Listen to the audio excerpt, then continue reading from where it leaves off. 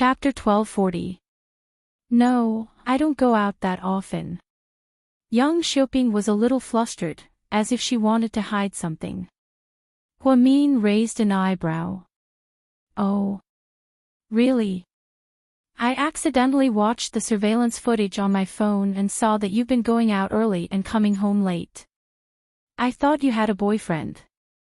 No, that's just. I sometimes go out to buy groceries in the morning, and then I go shopping during the day, Yang Xiaoping denied vehemently. She didn't want to admit that she went out early and came home late. Huamin didn't actually watch the surveillance footage, he just casually mentioned it to see her reaction. However, she really couldn't sit still. Young Xiaoping wasn't mature enough, so she panicked at the slightest provocation. Oh, it's okay, don't be nervous, I was just asking. Huamin smiled. The truth was, she and Qin Chu both ate at Oxan's ramen, so they weren't that hungry. She asked her mother to make beef patties so she could talk to Yang Xiaoping alone. After a quick bite, Huamin and Qin Chu got up to leave. Mom, don't worry about the food, we'll buy more if it's gone. Don't get mad over something so trivial, it's not worth it. Huamin held onto his mother's hand and comforted her. Yeah, it's okay if it's gone. It doesn't matter if I bring it or not. Don't spend money on it for me, I don't really like these things. I know. Huamin smiled. As she walked out, she turned her head and glanced at Yang Xiaoping. Xiaoping, come with me for a second. Oh, okay. Yang Xiaoping froze for a second, then followed Huamin out with a confused look on her face. Honey. I just remembered that Jixin wants me to mail something to him. Go to his room with Mom and pack it up, I'll mail it to him tomorrow, okay? Qin Chu understood what Huamin was thinking. Without saying anything, he turned around and followed his mother-in-law into Jixin's room. After Huamin walked out with Yang Xiaoping, he opened the door to his Maybach with the remote. Huamin sat in the back seat and patted the seat next to him. It's cold outside, let's talk in the car. Okay. Yang Xiaoping nodded and followed Huamin into the back seat of his Maybach. Xiaoping, what do you think of my mom? Huamian asked gently. Auntie. What about me? How do I treat you? My cousin treats me very well too. We're like family. Yang Xiaoping was scared of Huamian, so she was a little reserved and didn't look very natural. Since she was so nice to you, why did you have the heart to steal my mother's jewelry? What Yang's? T.S. Xiao. When she saw Huamin's expression, she thought that he wouldn't pursue the matter. His family was so rich that he wouldn't be surprised if a piece of jewelry worth 20 or 30,000 yuan was stolen. That was why Yang Xiaoping chose to steal the jewelry instead of the money. Yang Xiaoping thought that since Yang Meirong didn't look at the jewelry often, she wouldn't find out that it was stolen until a long time later. How could there still be money? Without evidence, no one would dare to accuse her of stealing the jewelry. Yang Xiaoping didn't expect Huamin to be so sure that she stole the jewelry. Previously, she thought that at most, they would be suspicious. She reckoned that no one would dare to ask her directly. Cousin. Sis, are you kidding me? Yang Xiaoping smiled awkwardly. No, I'm serious. Huamin looked into her eyes quietly. Cousin, I really don't know what you're talking about. Yang Xiaoping pretended to be calm and played dumb. Chapter 1241. The jewelry has always been at home. Mom and you are the only other family member at home. Who else could it be? Cousin, you can't accuse me like that. I even showed Auntie my room to prove my innocence, Yang Xiaoping argued. What's the point of seeing it now? My mom hasn't opened the jewelry box in half a month. She doesn't even know when it went missing. You took care of it a long time ago, so of course you can prove your innocence. Cousin, you people in the city don't have any evidence, so you just casually accuse people. I may be poor, but I can't let you accuse me like that. Stealing is not a small crime. Exactly, you knew it was a big crime, yet you didn't steal it. That shows how brave you are. Cousin, I told you that you can't accuse me of stealing if you don't have evidence. You're framing me. Yang Xiaoping was adamant that Huamin didn't have evidence. Huamin smiled helplessly, then, he lifted Yang Xiaoping's hand and looked at the diamond ring. This ring, how much did you say it cost? 5 yuan. Yang Xiaoping felt a little guilty, so her voice became quieter. 5 yuan. Emichim, it's beautiful. Give it to me. After speaking, Huamin took the ring off Yang Xiaoping's finger. Seeing Huamin take off her ring, Yang Xiaoping became anxious and violently snatched it back. Then, she tightly gripped it in her hand. Why are you so nervous? It's just a 5 yuan ring, do you really have to be so nervous? Huamin sneered. Cousin, you're so rich, I'm sure you don't care about such a small thing. Plus, this ring is fake, it's beneath your dignity to wear it. Give it to me. Yang Xiaoping didn't dare to look Huamin in the eye. However, it was obvious that her lie was about to be exposed. Xiaoping, you know that my husband's company is very powerful, right? You've heard of GK, right? Yes. Yang Xiaoping didn't understand why Huamin would ask her such a question that had nothing to do with this matter. GK has an important department that deals with jewelry. Right now, GK has acquired 90% of the jewelry stores in the city. You probably bought this ring from one of their stores. Judging by the size of the diamond, it's probably worth around 20,000 yuan. If you use the rings that my mom lost, you wouldn't have to pay a single cent. Cousin, I don't understand what you mean. What exchange? I don't understand. Yang Xiaoping continued to be stubborn. Don't worry about it. I remember my mom's stuff. When you went shopping, you took so many things with you. I'm sure every store would remember it. We don't have surveillance cameras at home, but every jewelry store has them. That's not a big problem. I'll ask my husband to make some arrangements, and we'll find out which store it is immediately. Upon hearing Huamin's words, Yang Xiaoping was dumbfounded. She always thought that her plan was foolproof, but she didn't expect that the jewelry stores she went to were all owned by GK. If they checked the surveillance cameras, they would be able to find her immediately. She thought that she was well hidden, but it was so easy for Huamin to find out. Cousin. Yang Xiaoping didn't know what to say. Her mind was in a mess. If you stole something, it's a lot of money. If you're sentenced, you'll be sentenced to 5 to 10 years in prison. Huamin played with his fingers as he talked to himself. He sounded very relaxed. However, Yang Xiaoping's face gradually turned pale. Finally, after hearing Huamin's words, Yang Xiaoping knelt down in the car. Chapter 1242.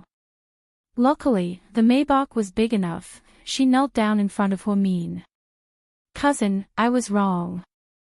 I did steal it. Why did you do that? Huamin looked at her coldly. I was just confused. Auntie doesn't wear a lot of jewelry, so I thought it would be better if she gave me a ring instead. Ha, so you're saying that you can take anything you want as long as it's not being used? It was the first time Huamian saw herself being able to find an excuse for herself when she was stealing. No, I was confused. Cousin, I'm sorry, I know I was wrong. Please don't call the police, okay? I don't want to go to jail. I'm still young, I can't ruin my future like this. My mom would be so sad if she found out. She brought a wolf into her house. Huamin looked at Yang Xiaoping in disappointment. Yang Xiaoping was her mother's niece. How could she do something so outrageous? Huamin, please don't tell Auntie, she'll be sad. She's always been so nice to me. I don't want her to be disappointed. Then what were you thinking when you did all this? I was really obsessed. Maybe I was scared of being poor. I grew up in the mountains and never saw anything good. Ever since I came to the city, I've seen you guys live well, eat well, wear good clothes, and use good things. I'm so jealous. Cousin, your handbag costs hundreds of thousands of yuan. I can't earn that much in my lifetime. You can't take anything for granted. If you want something, you have to put in the same amount of effort. You can't just reap what you sow. There's no such thing as a free lunch. You see me living a luxurious life now, but do you know how many times I've been on the brink of death? Do you know what I've been through? Young Xiaoping lowered her head and didn't say anything. Being poor isn't an excuse. Stealing is a matter of character. I know, cousin, I know I was wrong. I won't do it again. Please don't arrest me, okay? Young Xiaoping grabbed Huamin's arm and begged for mercy. It was obvious that she was scared. If you knew this would happen, why did you do it in the first place?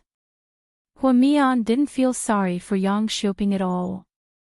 If it weren't for the fact that he had the confidence to make her admit her mistake, she would still think that his methods were brilliant and stubborn. That little trick of hers was really full of loopholes. Huamin could solve the case at any time, but he didn't reveal it in front of his mother. It wasn't because he cared about Yang Xiaoping's reputation. However, her mother's blood pressure was high and her heart wasn't very good.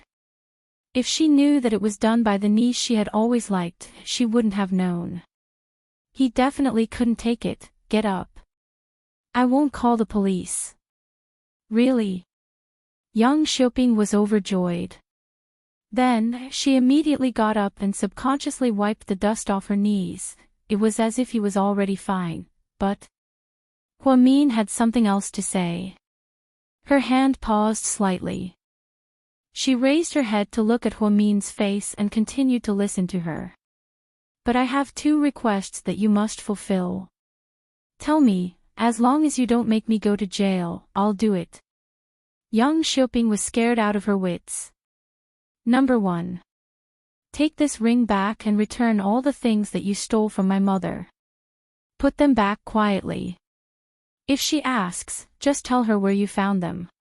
She'll believe you. Okay. Although Young Xiaoping didn't like the diamond ring on her finger, she was more afraid that Huamin would call the police. So, she still agreed. Second, after you do this, you have to find an excuse to leave our house. I don't care if you go back to your hometown or somewhere else, but we won't let you stay here. You have to leave. Cousin. I know what I did was wrong. Can you give me a chance? It was obvious that Yang Xiaoping didn't want to leave. She had food and a place to live. She didn't have to do any work, and she was paid more than 3,000 yuan a month. How could Yang Xiaoping leave? Her life was almost as good as that of a rich heiress, and it suited her lazy personality perfectly. Chapter 1243. I did give you a chance. The truth is, Xiaoping, I, Huamin, am not someone who doesn't recognize her family. You might think that I've always been cold to you because I look down on you, because I'm rich and look down on the poor, but that's not the case. My attitude toward you is completely dependent on your attitude toward me and my family. While you've been at my house, I know what you've been thinking about Qin Chu, Sister Huamin. I didn't. You don't have to explain, I know what you're thinking. I just wanted to say that sometimes, people need to know their place. Don't think about things that don't belong to you. That way, you won't be tired of living. If you truly loved me, I wouldn't treat you like this. So, think about it. I'm only giving you 3 days. In 3 days, I want to see my mom's jewelry returned to its rightful owner. After 3 days, I don't want you to appear in my house again. Then, Huamin pressed the remote and opened the car door. Yang Xiaoping had no choice but to turn around and get out of the car. It seemed like no matter how much she said, Huamin's heart would soften and give her another chance. Yang Xiaoping gritted her teeth, unwilling to give up. Then, she walked into the house. After she walked in, Qin Chu happened to walk out of Jixin's room and was about to leave. When they walked past each other, Yang Xiaoping stared at Qin Chu's flawless face with infatuation. Why couldn't such an outstanding man be hers? Qin Chu didn't even look at her the entire time.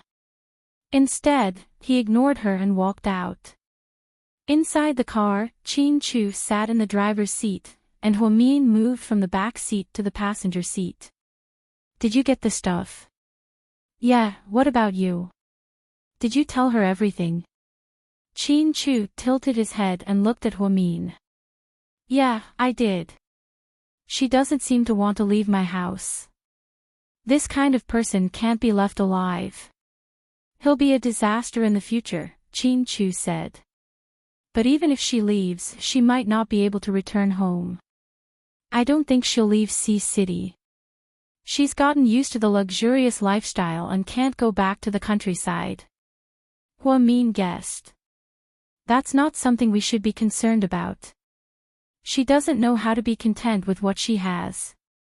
Instead, she steals things. That's a bad habit. Even if she says she'll change, she might not. Anyway, it's better for us to stay as far away from her as possible. Okay. Huamin nodded. The end of the year always passed quickly. A week passed in the blink of an eye. Hua Xiqian's wedding became the biggest news in the city on Sunday. Many media outlets were broadcasting live from all over the city. The scene was huge and there were many guests present. Inside the hotel, Huamin and Qin Chu, one in a black suit and the other in a black dress, were a perfect match.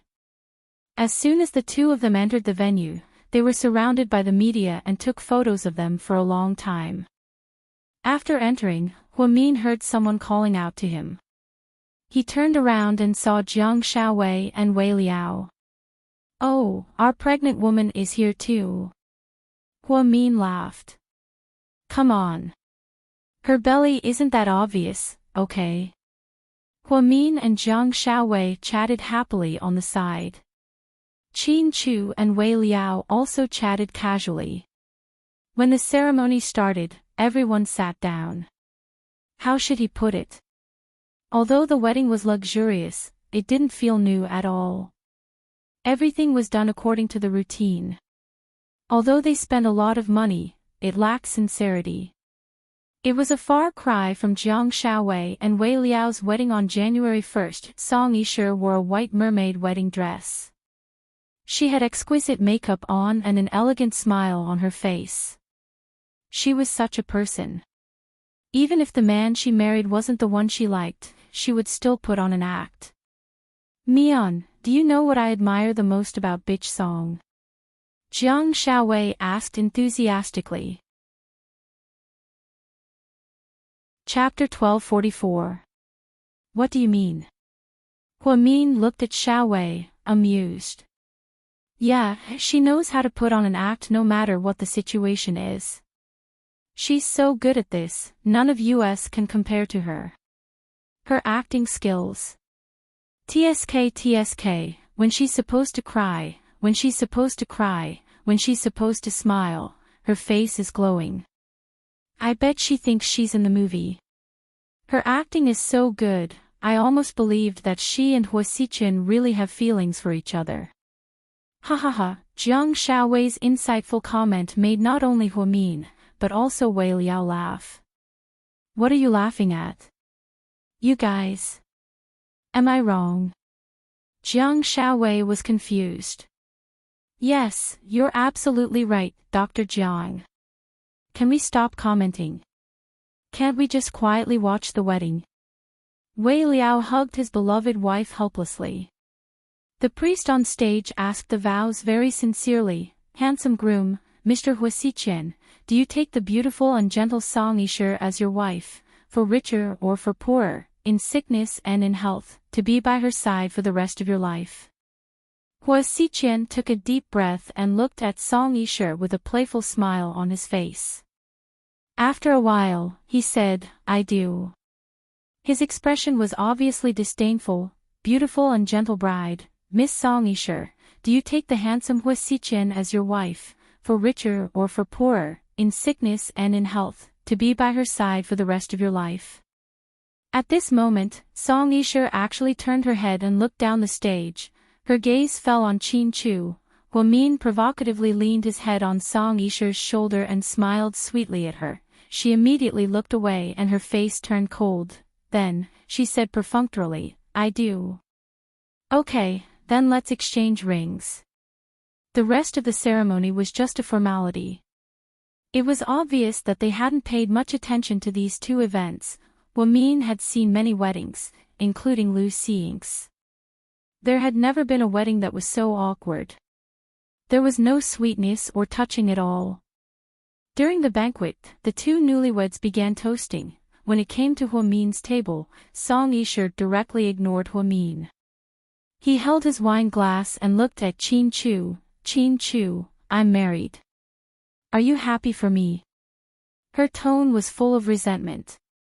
Qin Chu picked up his wine glass, glanced at Hua Xichen, and said in an extremely formal manner, Congratulations on your marriage.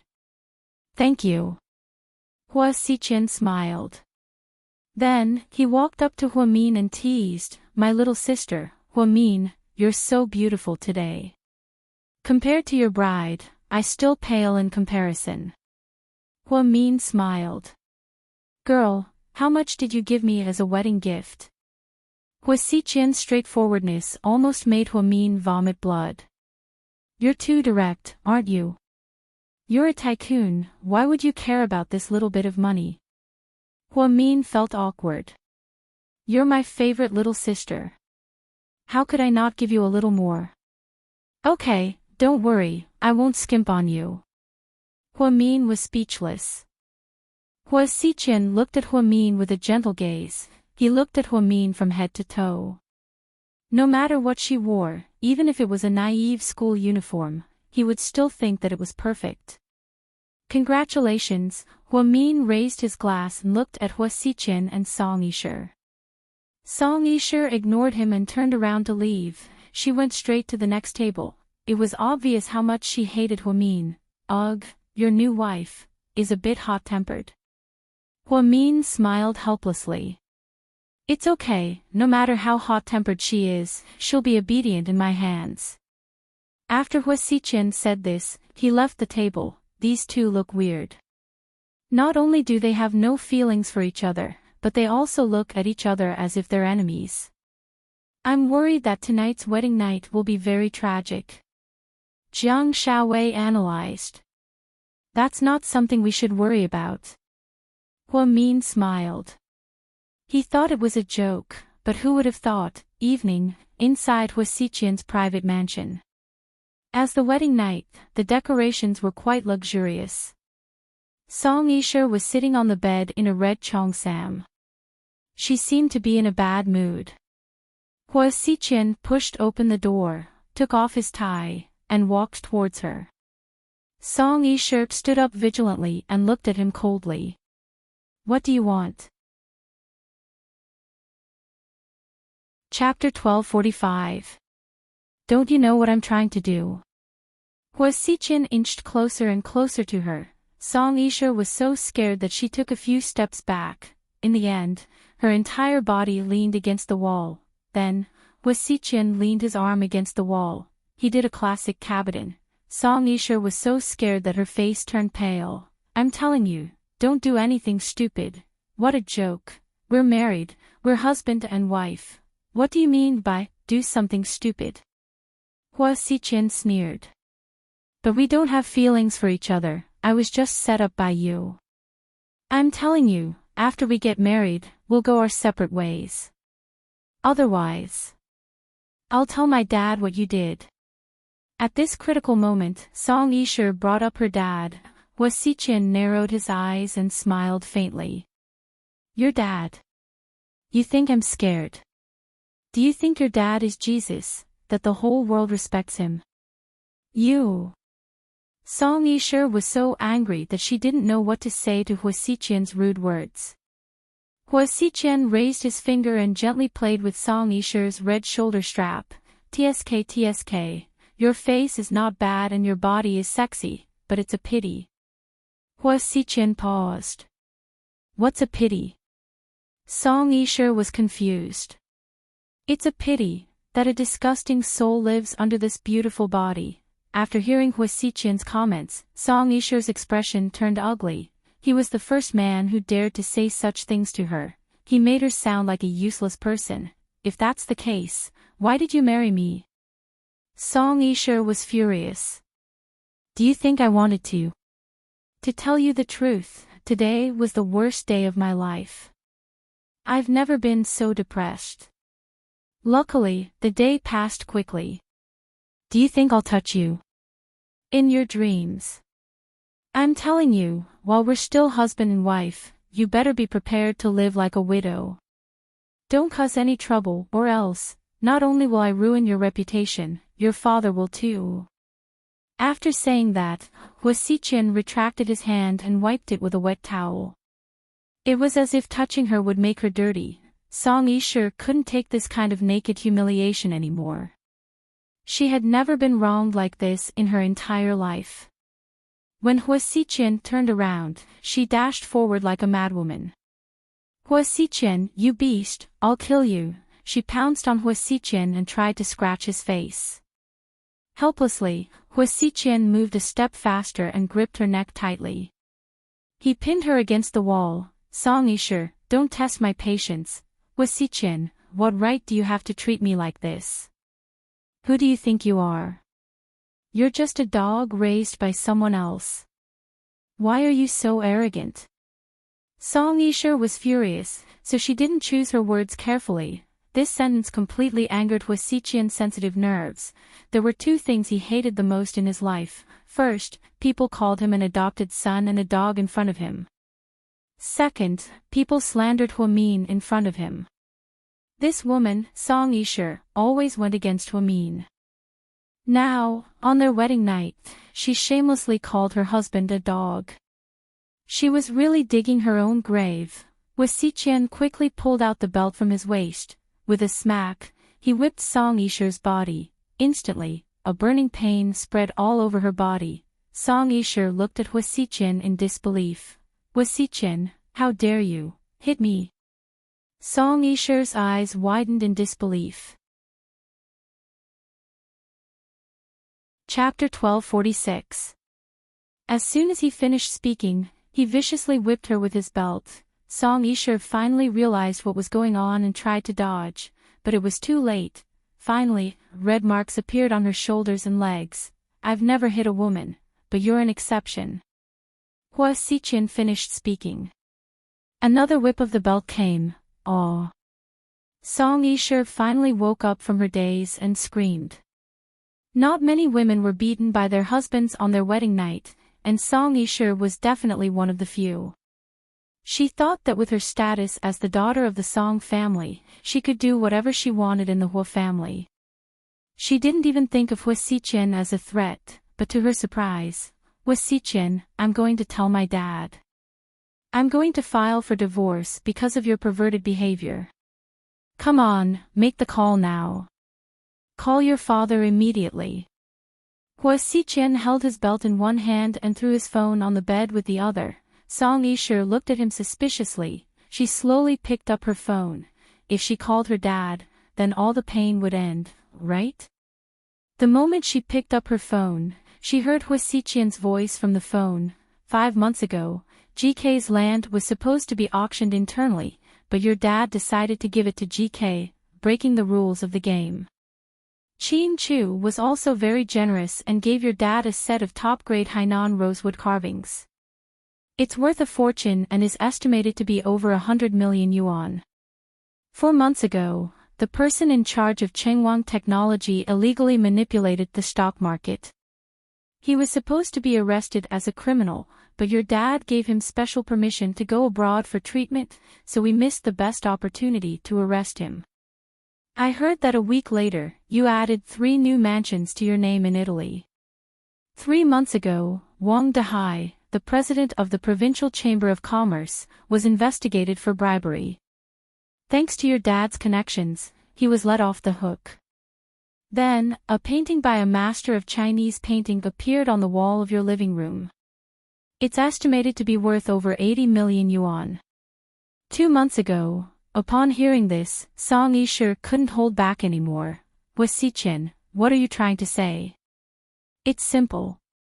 I have all the dirt on every member of the Song family, your father, your uncle, and even you and Song Yishuan. If you really want your father to fall out with me, then you can call him and ask him to come and pick you up. We can also go through legal procedures to get a divorce, but, if you do this, then I don't have to worry about anything. I can just expose all the dirty deeds your father has done over the years. Let's see if your father can still hold on to the mayor's seat then. Let's see if you're still the high and mighty Song family's eldest daughter. Xichen, you're lying to me. You don't have any evidence, you're just trying to scare me. It's up to you whether you believe me or not. Anyway, I've already said what I wanted to say. Xichen turned around and carefully put his belt back on his pants. It was as if everything that had just happened was just a joke. His perverted personality was an eye-opener for Song Yishe. It also made her afraid from the bottom of her heart. This man was simply a devil. Song Yishe held onto her phone, feeling very conflicted. All these years, it was impossible to say that her father had been an honest and upright official with no record of corruption. All these years, she had spent tens of millions of yuan in Italy alone. How did a mayor with a salary manage to do that? Therefore, Xichen's dirt hit the Song family's lifeline. In the end, Song Yishe didn't dare to call. Xichen couldn't be bothered with her. He opened the door and left. Then, he got into his sports car and sped away. Inside the huge mansion, Song Yishe wanted to cry but had no tears. She still didn't understand how a pervert like Xichen had his eyes on her. Wasn't she fighting with Huamin? How did Xichen set her up for no reason? At a certain nightclub, as soon as Xichen appeared, many beautiful women surrounded him. Xiao, isn't today a big day? Why are you out here? Is the bride not good enough? A few young models surrounded Xichen and began to talk dirty. Xichen smiled and was about to speak when he suddenly saw a familiar-looking woman among them. You. What's your name? Xichen pointed at one of the inconspicuous women. Chapter 1247. Xiao is asking for your name. My name is Wang Xiaxia. The girl didn't expect to be the center of attention. Wang Xiaxia, you're so old-fashioned. Xichen was speechless. Why was he so interested in her? This was because the girl's eyebrows resembled Huamian's. Of course, it was just a little bit. Their facial features weren't similar, but the way they looked down was similar. That was why he was able to spot her among all the other women. You, come sit here. Xichen patted the seat next to him. The girl was still in a daze. Xiaxia, Xiao is calling for you. Hurry up and go over. A few girls were jealous and pushed her. They pushed the girl in front of Xichen. One of the girls said, Xiao, she just got here yesterday. She's a little dumb and not smart enough. If she doesn't do anything right, please don't mind her. Xichen didn't say anything, however, he put an arm around the girl's shoulder and appeared very intimate. Can you drink? A little. The girl was a little shy. Here, cheers. Xichen picked up his glass.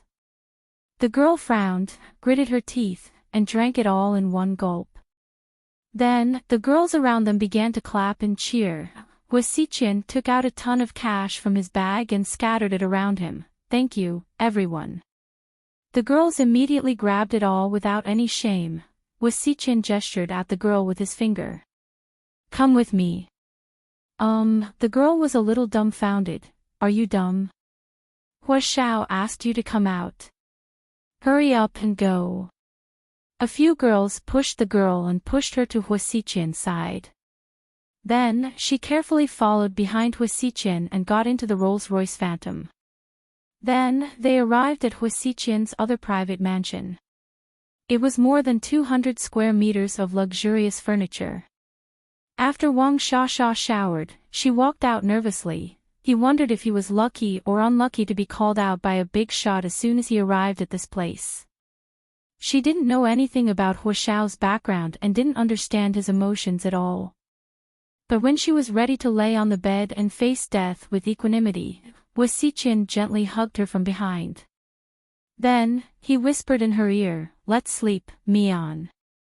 Mian? Who is Hua Mian? This was what she wanted to ask, but she didn't say it out loud. She did not dare to make a sound and spent the night with this man in fear and trepidation. Miraculously, nothing actually happened.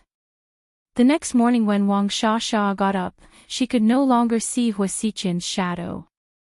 However, there was a check for 100,000 yuan left on the table.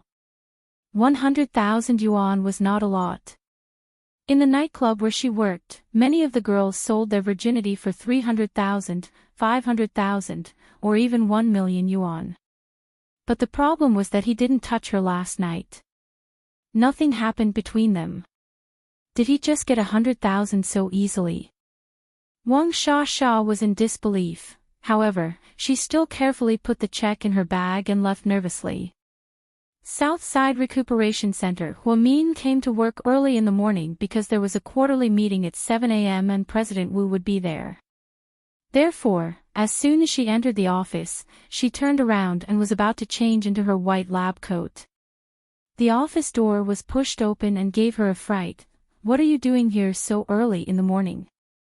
When Hua Min saw Hua Xiqian, who was dressed very casually, walk in with a few food boxes in his hands, she was truly surprised. Didn't this guy just get married yesterday? But it was only 6:30 a.m., what was he doing at Southside? Chapter 1248. I'm eating breakfast. Before Hua Min could say anything, Hua Xiqian took out the breakfast from the lunchbox. There was crab porridge, steamed dumplings, and all sorts of side dishes. It was extremely exquisite. Although Hua Min had already eaten breakfast at home, he still couldn't help but drool when he saw all this. But why did you come to my office for breakfast?"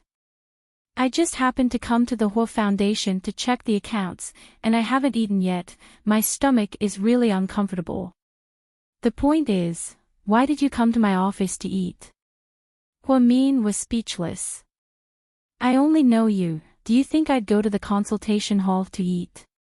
Hua Xiqian said matter-of-factly. Hua Min, "Okay, then you eat quietly. I'm going to work for a bit." Hua Min turned around and picked up the white coat hanging on the hanger. He tied up his messy hair. Then, he picked up the black-rimmed glasses on the table and put them on. Immediately, his aura was completely different from before. Hua Xiqian was just about to eat the porridge. He held a small spoon in his hand, but before he could eat, he burst out laughing. "What are you laughing at?" Hua Xiqian's strange laughter made Hua Min feel like he was crazy. Hua Xiqian raised his head and looked at Hua Min's delicate face.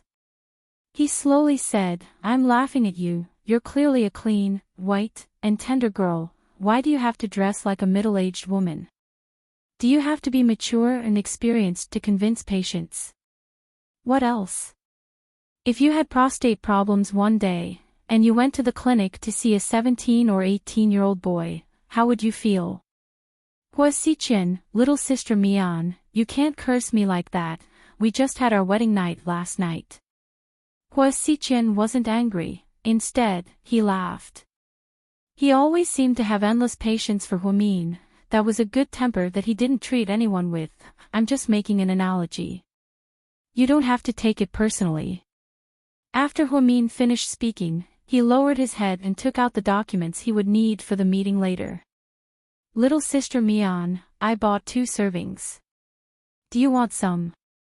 I'm not eating. The crab porridge is delicious. Hua Xichen, you're so annoying. Hua Min suddenly raised his head and yelled. The next second, he asked shamelessly, is it Li Ji's crab porridge?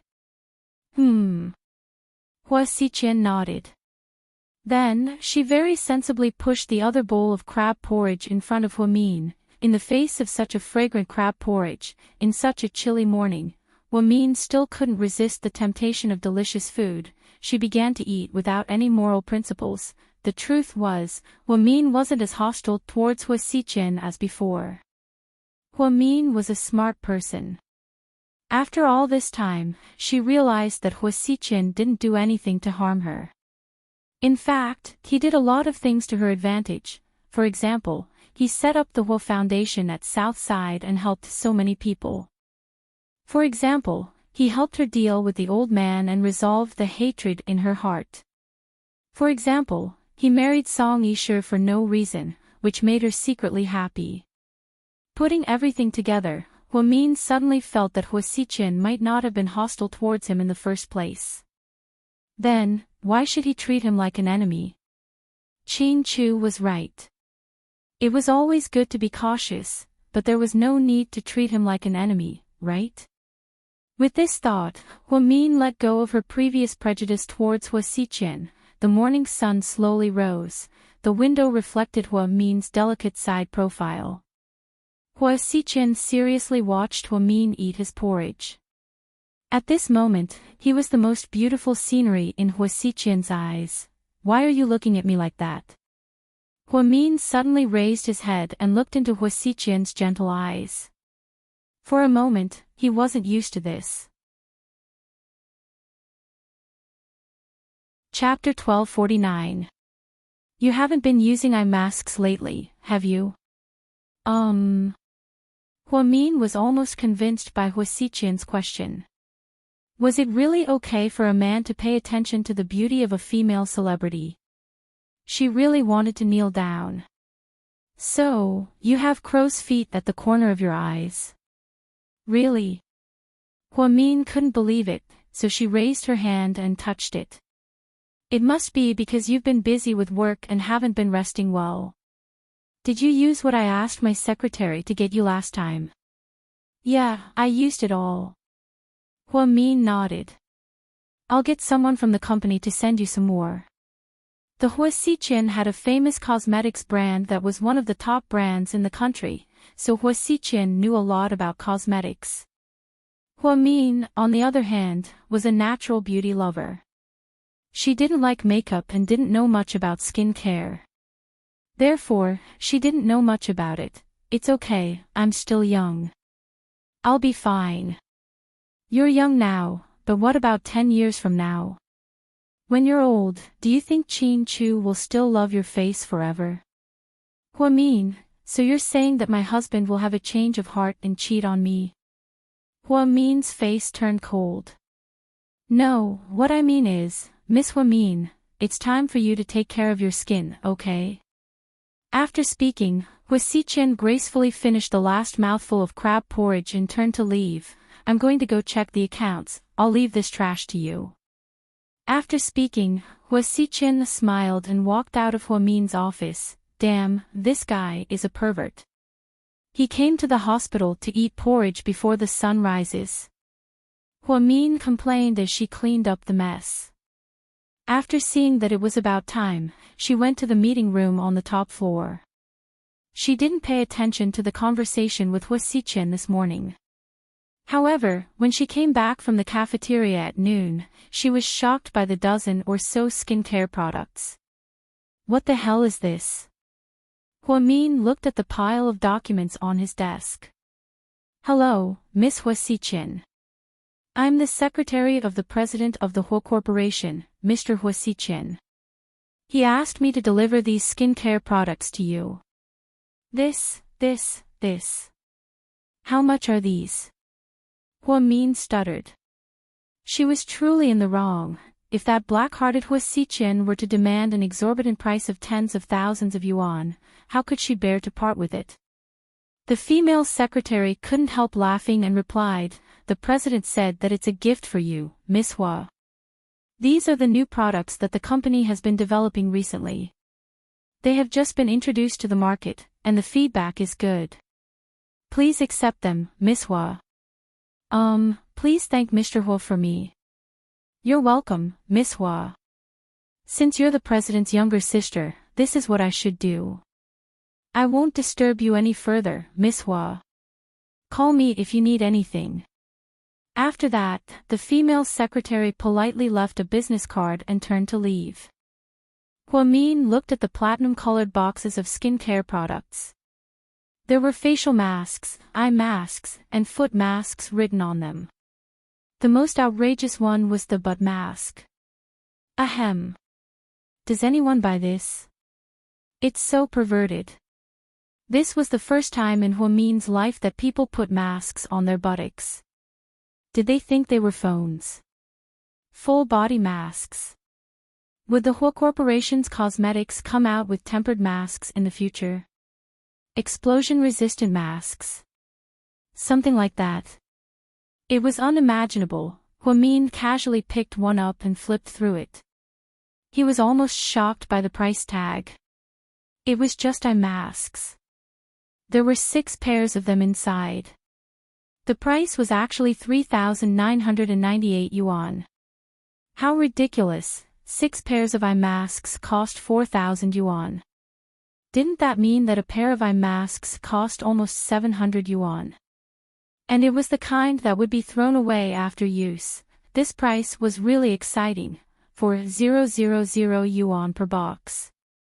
Hua Xiqian sent a total of 15 boxes. At first glance, it was estimated to be more than 60,000 yuan. When Hua Xiqian burned money, he was no worse than Su Yu. He was a god-level tycoon. Huamin didn't need that much himself, so he gave some to his assistant, Qin Jia. The young girl was very flattered. When he got off work, Qin Chu came to pick him up on time.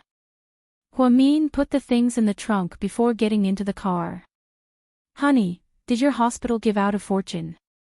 "What the hell is that? Soybean oil or flour?" Mr. Qin was a genius. Chapter 1250. Soybean oil. Flour. Do you think I'm an elementary school teacher? Huamin couldn't stop laughing. "What are you laughing at? Honey, can you not be so funny? Southside is a high-end rehabilitation center, but after hearing what you said, I feel like it's downgraded." "Then what are they?" "They're skincare products, not from the hospital. They're from Hua Xiqian." "Hua Xiqian gave them to you?" Qin Chu was slightly surprised.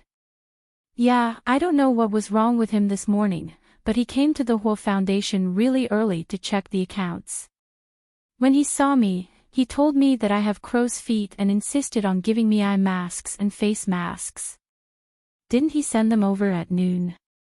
I think he might also want me to advertise the Hua Corporation's new product." "Yeah, that's possible." Qin Chu didn't say anything else. He didn't show any signs of jealousy. Hua Xiqian was a very complicated person, and Qin Chu didn't have any evidence to back up his assumptions. He also didn't want to burden Huamin. Unlike Su Yu, Hua Xiqian was very introverted and liked to keep everything to himself. He also used his actions to prove how good he was to Huamin, not with words. That was why Huamin felt very secure when he was with Qin Chu. It was as if he had a feeling that no one in this world loved him more than Qin Chu did. He felt an inexplicable sense of trust and security. "Honey, what are we eating tonight? Didn't you want to eat roasted lamb leg a while ago? Let's go, I made reservations." "Wow, that's awesome." Huamin was as happy as a child. He held on to Qin Chu's face and kissed it. His saliva got all over Qin Chu's face. However, Qin Chu, who was a clean freak, refused to wipe it off, because it was the mark of his beloved wife. If Gao Ran saw this, he would probably say that Qin Chu was a crazy wife protector. Huamin had wanted to eat roast lamb leg for a long time. Huamin didn't like mutton very much because it had a rank odor. However, the roasted leg of lamb was different. After being marinated with secret ingredients, the leg of lamb did not have a rank odor and was roasted in a stove. It was simply perfect in terms of appearance, smell, and taste. Last time, she and Jiang Shaowei were about to start eating, but Su Yu and the others came. In order to avoid arousing suspicion, Huamin slipped away before eating, so she really didn't get to eat a single bite. She had been so busy recently that she had forgotten about it. Huahowever, Qin Chu remembered every word she said, even if it was said carelessly. He would remember it in his heart. Every time this happened, Huamin would feel warmth in his heart. The sufferings that she had suffered with Qin Chu in the past were nothing. However, she didn't know that God's test for them wouldn't end like this. In the end, Huamin wanted to kill herself several times to end the pain. It was all because she couldn't stand the painful separation from Qin Chu. Of course, this was all in the future. Right now, Huamin still didn't realize that disaster was coming. When Qin Chu drove, she leaned on his shoulder like a little bird. She smelled his unique scent of hormones. She gently placed her right hand on top of Qin Chu's right hand and interlocked their fingers. "Honey, if you're like this, it's hard for me to concentrate on driving," Mr. Qin complained. Then pretend that I don't exist." "How can I do that? You're just blatantly seducing me, okay? Then why don't we have sex at that red light up ahead?" Huamin joked for the first time. Qin Chu's face darkened. "Honey, you know that red light only lasts for 35 seconds. What can we do in such a short time?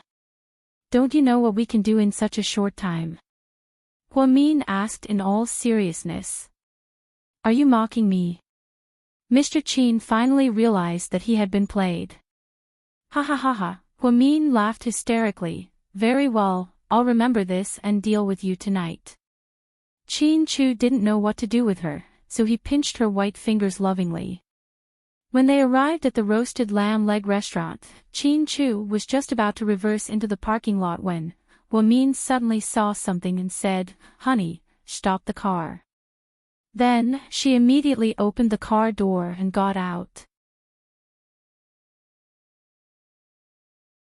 Chapter 1251.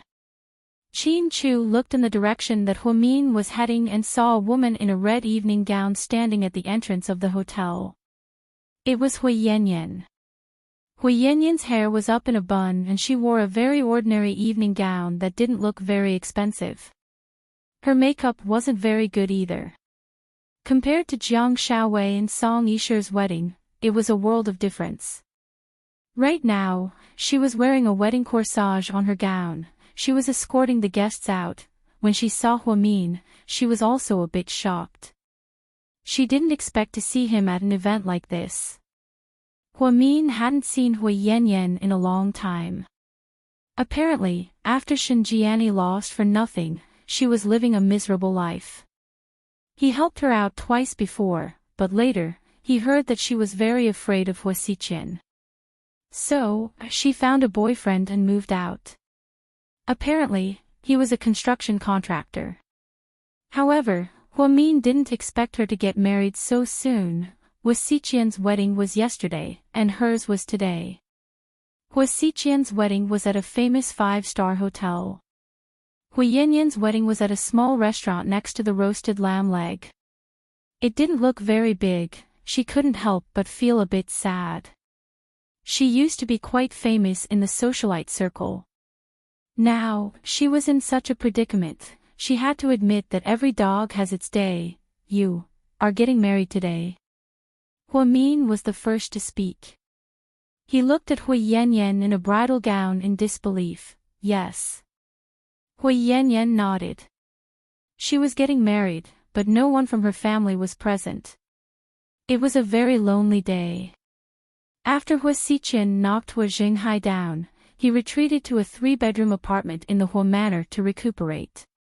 He refused to see anyone, and it seemed like he had suffered quite a blow. Hua Xiqian hired a nurse to take care of him. so no one could see him.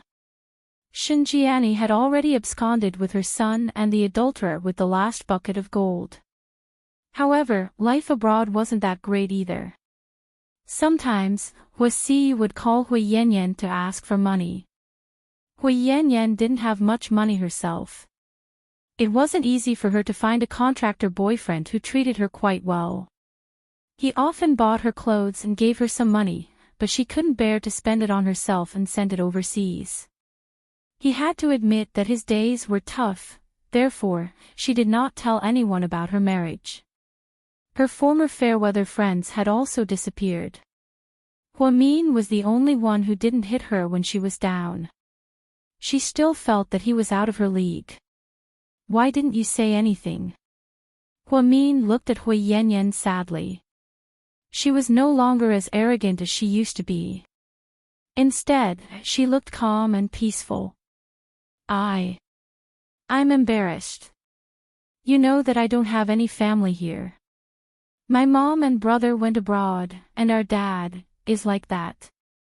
Hua Xiqian and Jiang Hong want me to disappear immediately.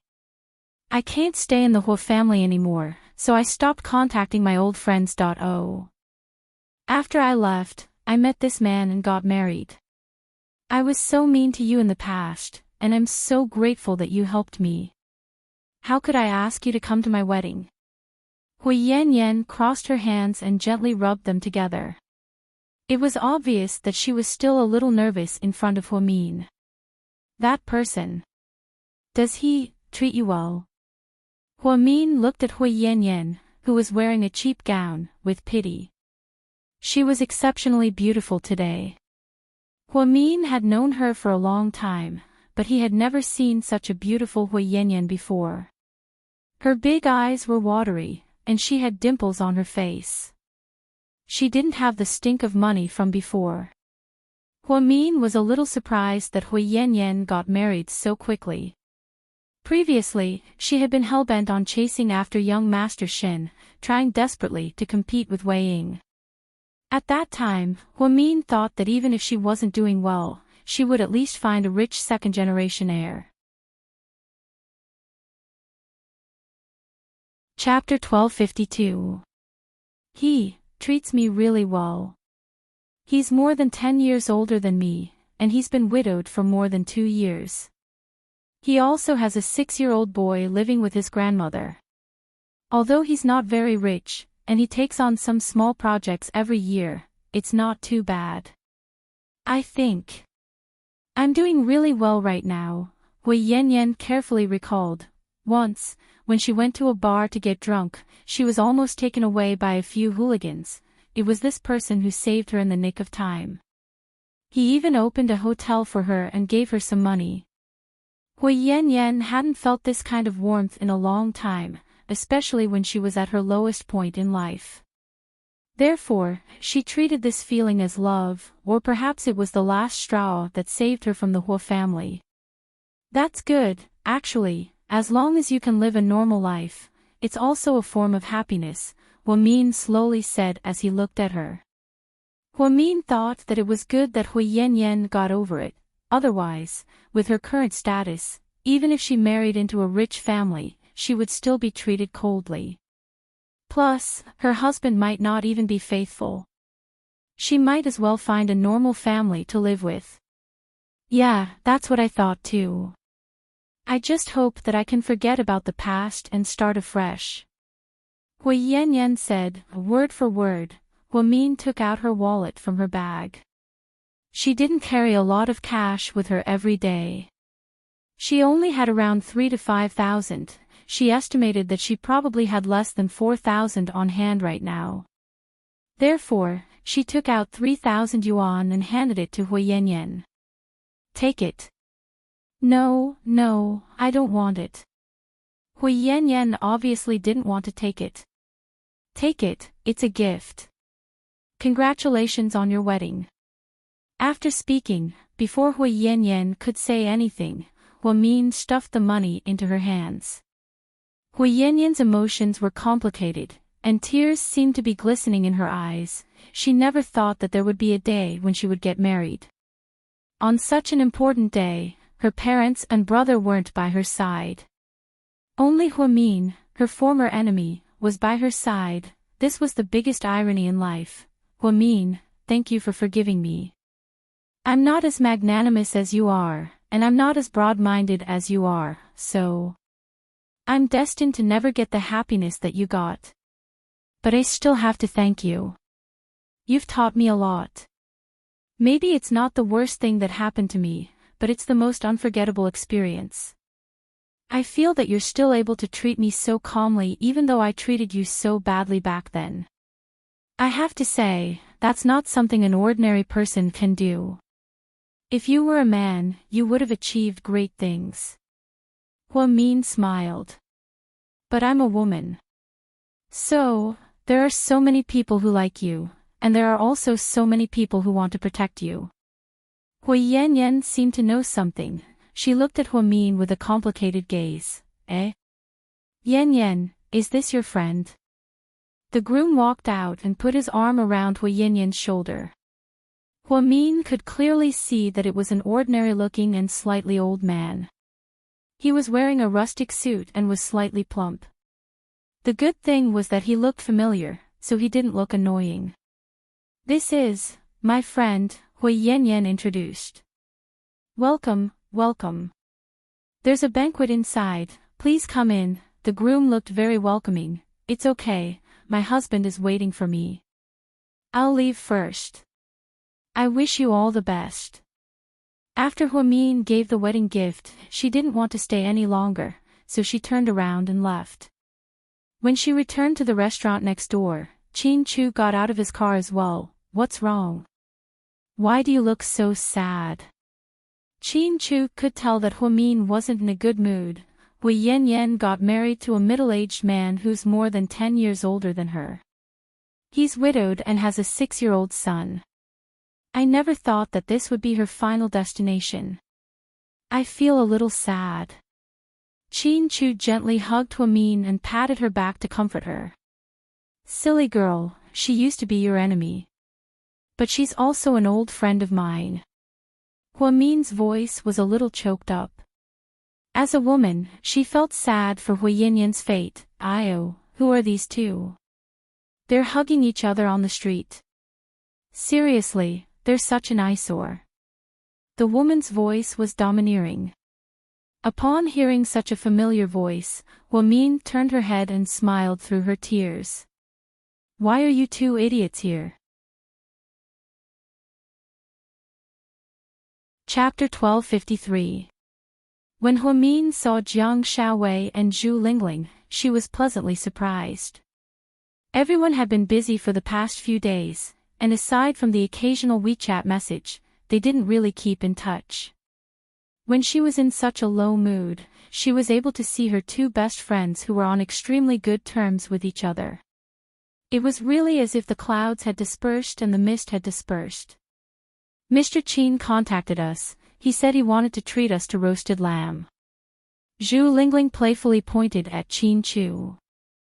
Huamin looked at Qin Chu with happiness written all over her face. Why didn't you tell me? Would it be a surprise if I told you? Qin Chu lovingly patted Huamin's head. Hey, okay, can you guys stop torturing us? That's enough, stop being so lovey-dovey. As Zhu Lingling spoke, she walked up and wrapped her arms around Huamin's arm. Where's your police? He's on duty, he said he'll be here soon. Huamin turned around and looked at Xiaowei. Where's young Master Wei? He was stuck in a traffic jam. I came in Lingling's car and took the highway. Haha, you're smart. Come on, let's go in first. As he spoke, Huamin walked into the restaurant with Zhu Lingling on his left arm and Jiang Xiaowei on his right arm. Qin Chu booked a luxurious private room. The three of them sat inside, and Huamin and her two best friends chatted and laughed, completely forgetting about the sadness they felt because of Hui Yanyan. Qin Chu was on his phone doing business. Soon, Wei Liao and Gao Ran arrived as well. The three couples sitting together were especially eye-catching. because they were all handsome guys and pretty girls. There was even a hilarious episode in the middle. A waiter knocked on the door and came in, asking for a photo and autographs. At the time, Gao Ran asked in a showy manner, "Do I look like a celebrity?" "Actually, I'm not." Who knew that the waiter would reply, "No, it's just that you guys are pretty good looking, and maybe one of you will become famous in the future. So, I wanted to take a photo with you guys first. What if you become famous in the future?" After the waiter said this, the others couldn't help but laugh. Zhu Lingling laughed the loudest, and she wrapped her arms around Gao Ran's neck. "Mr. Policeman, I didn't know you could be embarrassed like this." Jiang Xiaowei looked at the waiter and laughed. "It's a waste of your brain to be a waitress. Why don't you follow me in the stock market? You have such foresight and can even see the future. You're really a genius." Actually, this waiter's eyes, he was the waiter in charge of this private room. When he saw how good-looking the guests were, he was stunned. Naturally, he was. So, he took a photo take a photo s but says, he years in yeni, took a year's day, like s yeni. "Mr. Policeman, your Photoshop skills are pretty good, it looks real." "Waiter, I didn't Photoshop, this is a real photo, okay?" "Yenny, but why did you take a photo with these big shots?" "Waiter, big shots? What big shots?" "Yenny, don't tell me you don't know these people." "Waiter, I really don't know them, I used to be a waiter in a restaurant, and I took a photo with them on a whim." "Yenny, waiter, so, they're all..." "Yenny, come, let me introduce you. The man on the left with a bright smile is the CEO of the Wei Financial Group, and the woman next to him is Mrs. Wei, who was pregnant at the time. She's a famous psychologist in the country, and later opened the largest psychology hospital in the country. The tall, muscular man next to them is the famous Chief Gao of the City Bureau, and the woman next to him is his wife. I heard that she's now running her own perfume brand, and she's a very capable career woman." "Waiter. What about the last couple? The man with the best looks and the pretty girl beside him. Why do I feel like they're the best?" Chapter 1254. Junior, they're the best. They used to be the most powerful people in Sea City. The man is rich and has billions of dollars in assets. He's a famous tycoon in Asia. The woman is smart and is a famous medical celebrity in the country and even the world. She's the only female Nobel Prize winner from China. She shocked the world. Let me tell you, uncle, this photo of yours can be sold for at least 1 million yuan. Waiter, where are they now? Are they still in Sea City? Junior, later, they went through a lot of things. I can't tell you all of them in a short time, but I recommend you watch a good TV series. It's about the legend of their lives.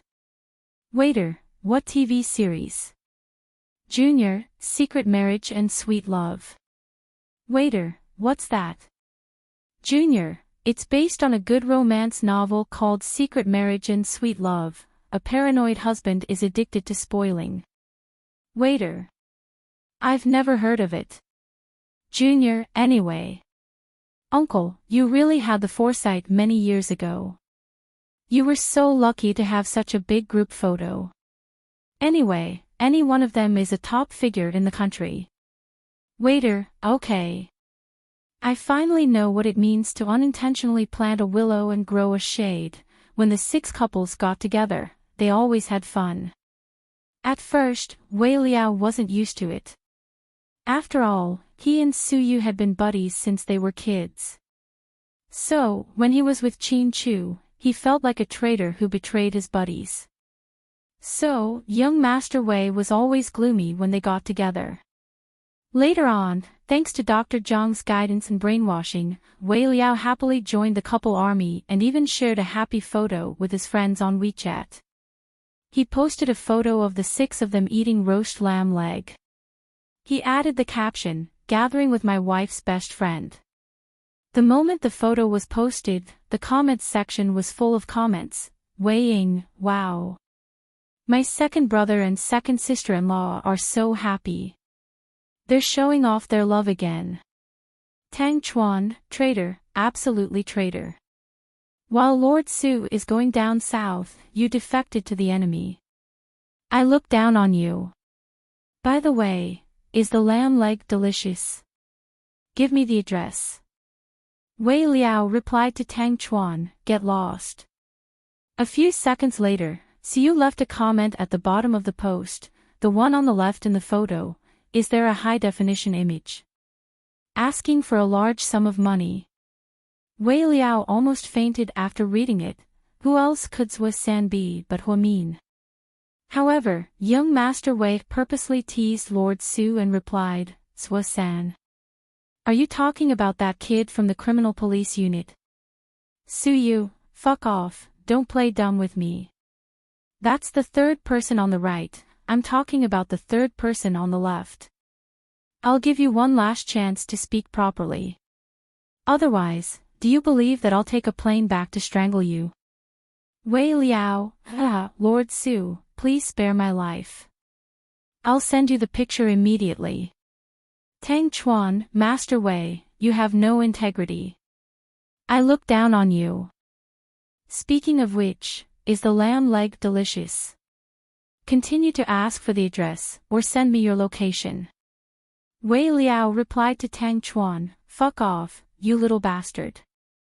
Wei Liao was a man of action. After sending a WeChat message to Su Yu, he raised his phone and secretly took a photo of Huamin. She realized that the photo wasn't very clear, so she took 2 more photos. "What are you doing?" Jiang Xiaowei leaned over and whispered into Wei Liao's ear. "Damn, Wei Wei, are you trying to scare me to death? I'm asking you what you're doing." Nothing, I wanted to post it on WeChat so I took a photo." Wei Liao felt guilty and immediately put down his phone. Huamin, who was talking, looked over curiously. Wei Liao felt guilty again. He immediately turned his head and wiped Jiang Xiaowei's mouth with a tissue. "Wei Wei, look at you, your mouth is covered in oil. Fuck, can you not wipe my mouth with the tissue you just used to wipe your mouth?" Wei Liao was speechless. He picked it up and looked at it. Indeed, he panicked and took the wrong one. Fortunately, he successfully sent the photo to Su Yu. Su Yu, who was in the South China Sea, was at the beach as the sun set.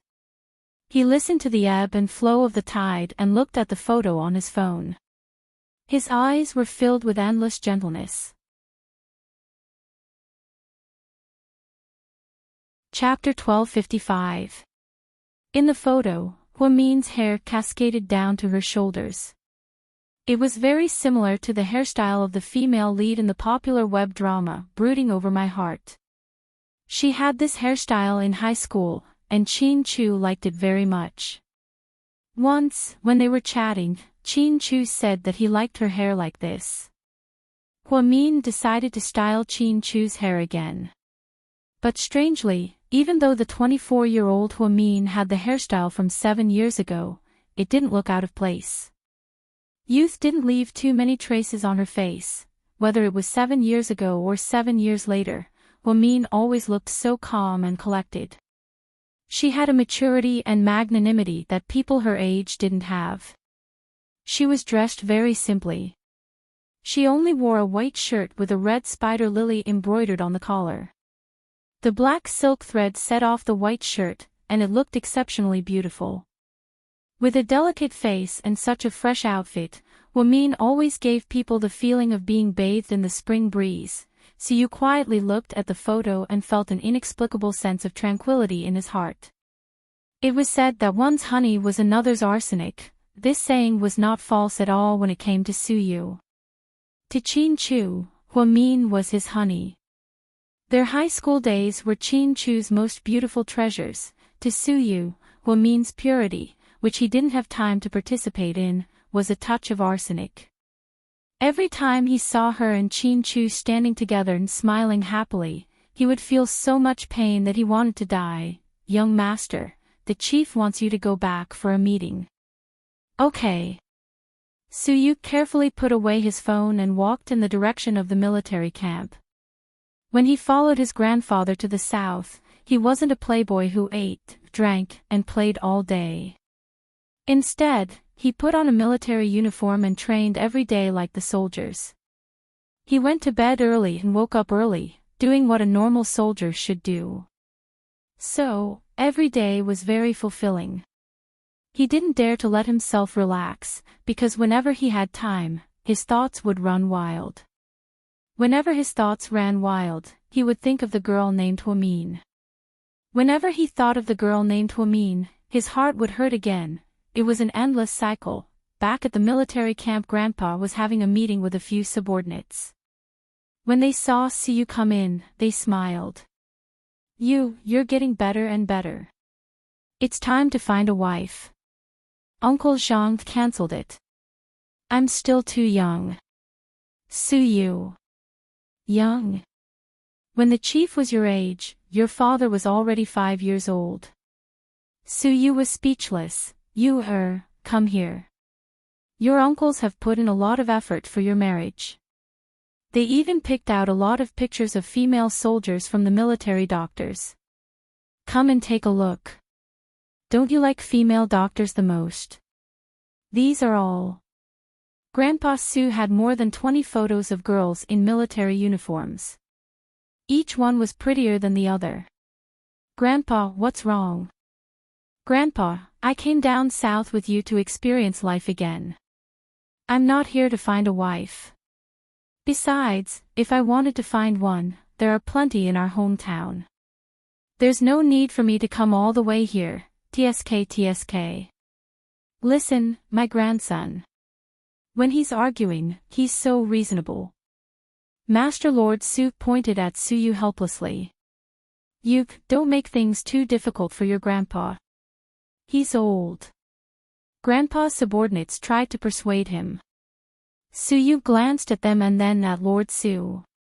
Then, he said word by word, I didn't make things difficult for Grandpa. Grandpa, please don't make things difficult for me. I'm an adult and have the right to make my own choices. If Grandpa wants, I can dedicate my life to the army.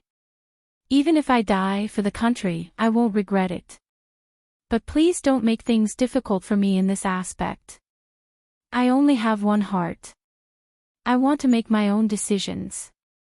Suyu pointed at his chest and said proudly, You're the one who said that. Lord Su's eyes moistened when he heard this.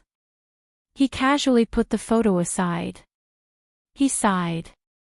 Forget it, little brat. I won't care about you anymore.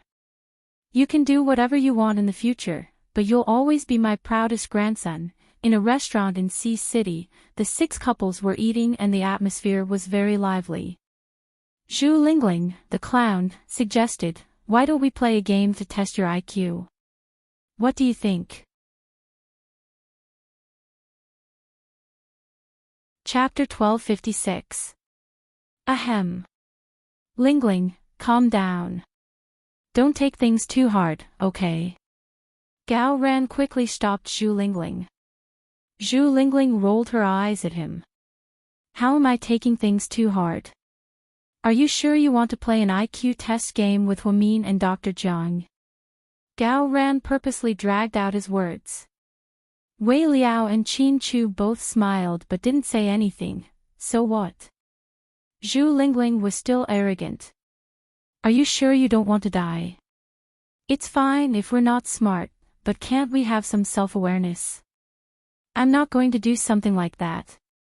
Fine, if you don't agree, you can move out of my house tonight. Gao Ran, you can't threaten me like that, right? Gao Ran looked like he was about to cry. Zhu Lingling's unreasonable behavior was super uncute. Oh, are you guys living together? Huamin covered his mouth and laughed. Yeah, aren't you going to invite us to cook the pot? Are we still considered best friends? Jiang Shaowei added fuel to the fire. Only then did Zhu Lingling realize that she had let the cat out of the bag. Gao Ran covered his head and sighed. I'm not afraid of a godlike opponent, but I'm afraid of a pig-like teammate. What are you talking about? Zhu Lingling raised her voice. Gao Ran was so scared that he immediately sat up straight and said, I say, Lingling, whatever you say is right.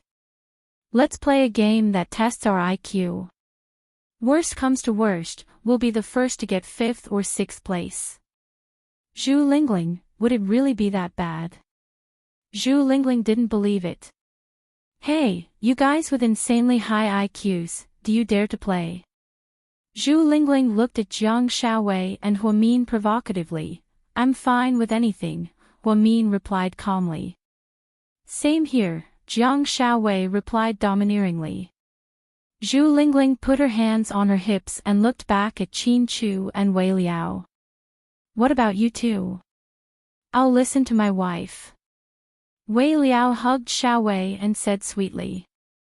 Qin Chu pinched Huamin's cheek. My Mian has the final say. Gao Ran looked at the two of them with disdain. I really look down on you two henpecked slaves. Then, he leaned over to Zhu Lingling with a cheeky smile and asked, Lingling, as long as you're happy, anything is fine. Qin Chu was speechless. Wei Liao was speechless. So, stop making fun of us, you're a slave to your wife. Is the pot calling the kettle black? Mr. Qin retorted.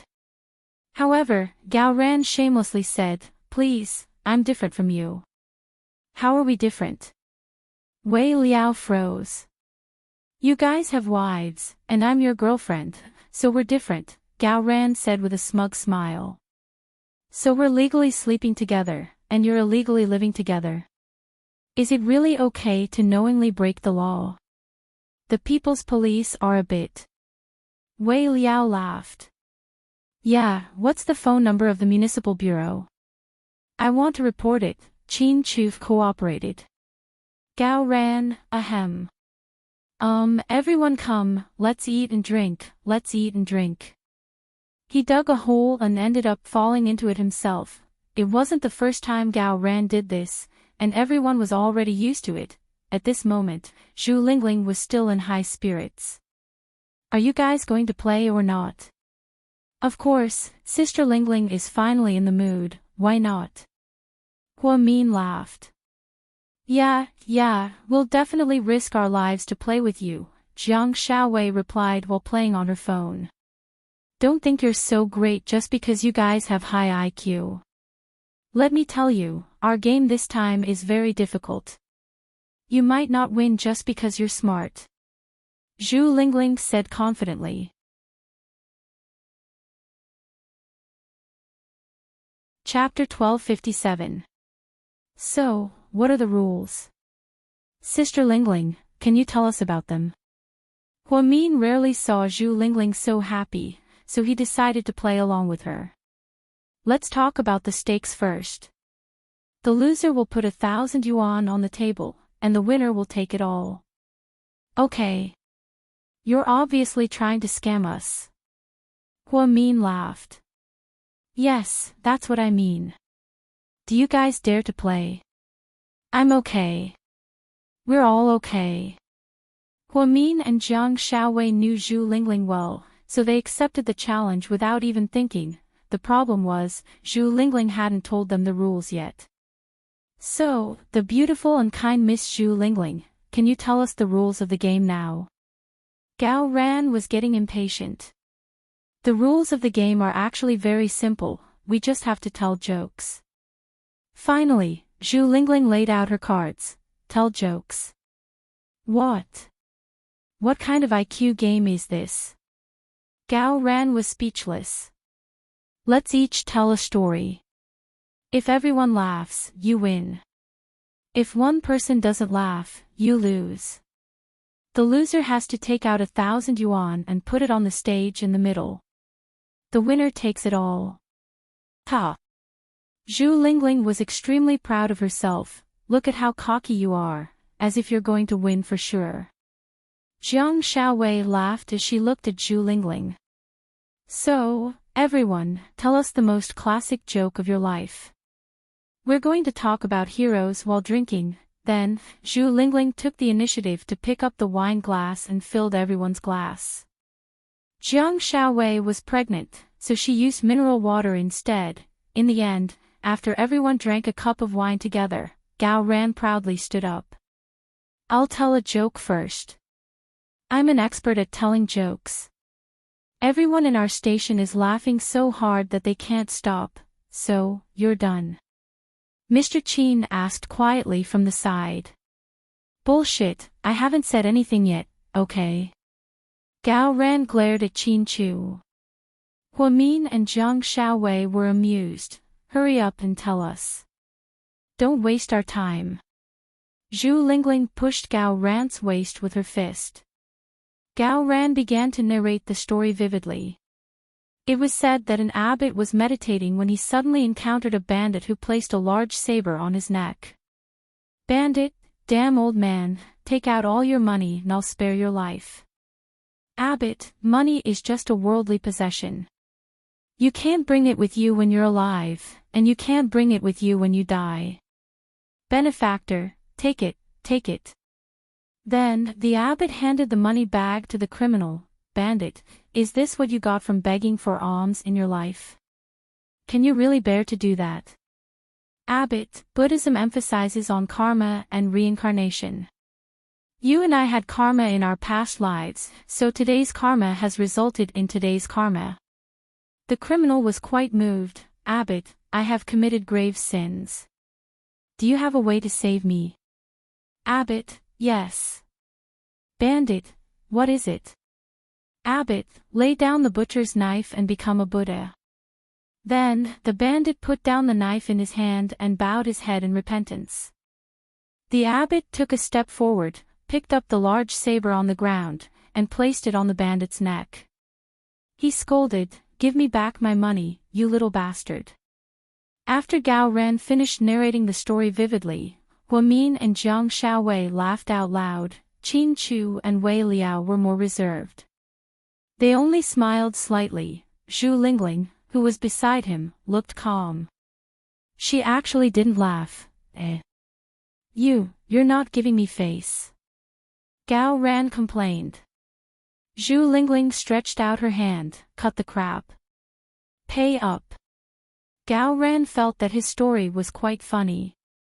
If he told this joke once in the bureau, both the newcomers and the seniors would laugh. However, why did Zhu Lingling, who was usually easily amused, jump when she heard it?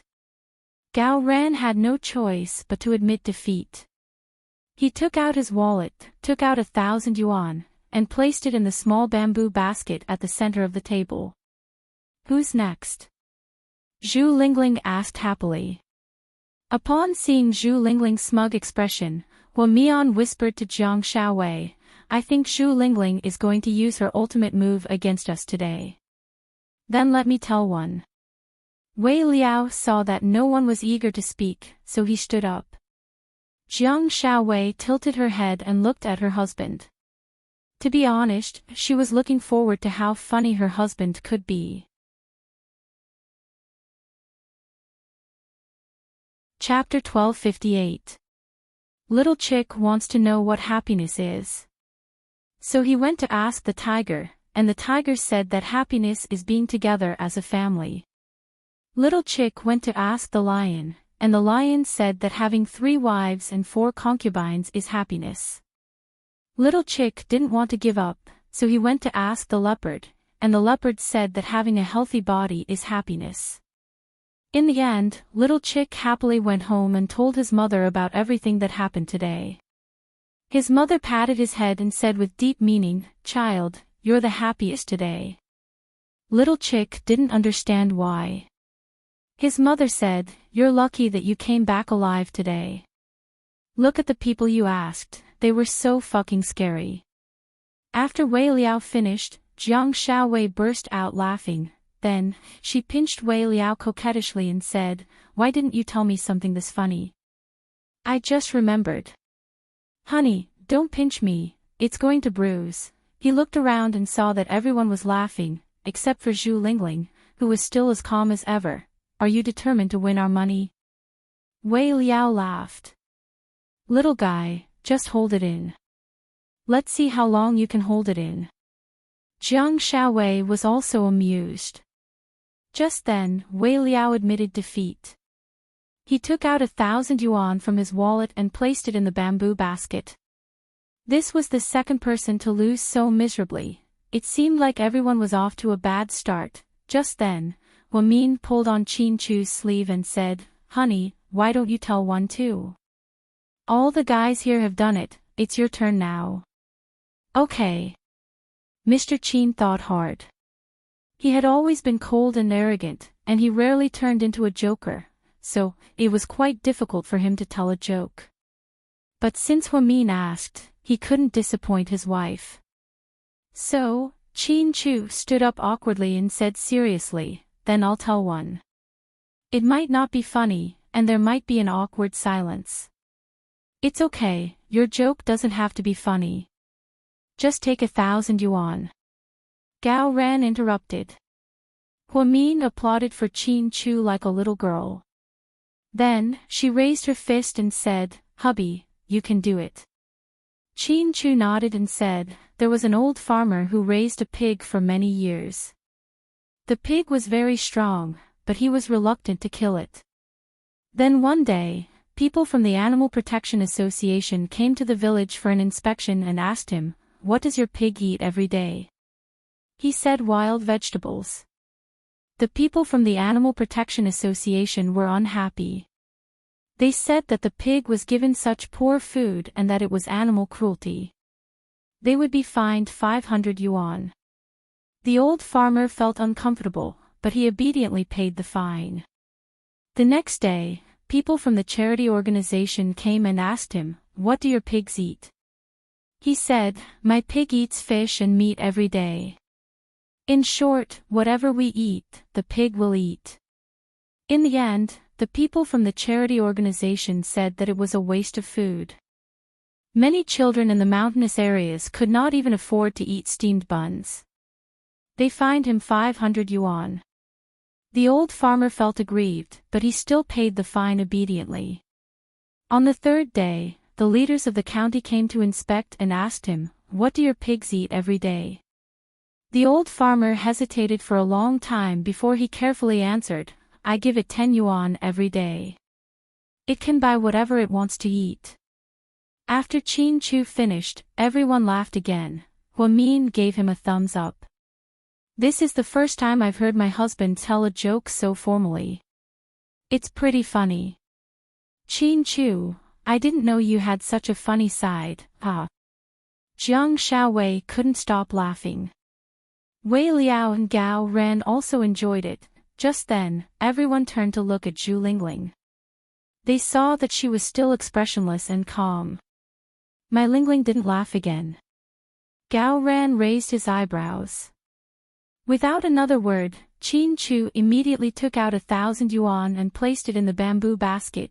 The three men all failed miserably. Xiaowei, you do one and break through Zhu Lingling's zombie face. Min looked at Jiang Xiaowei and said, Okay, leave the difficult task to me.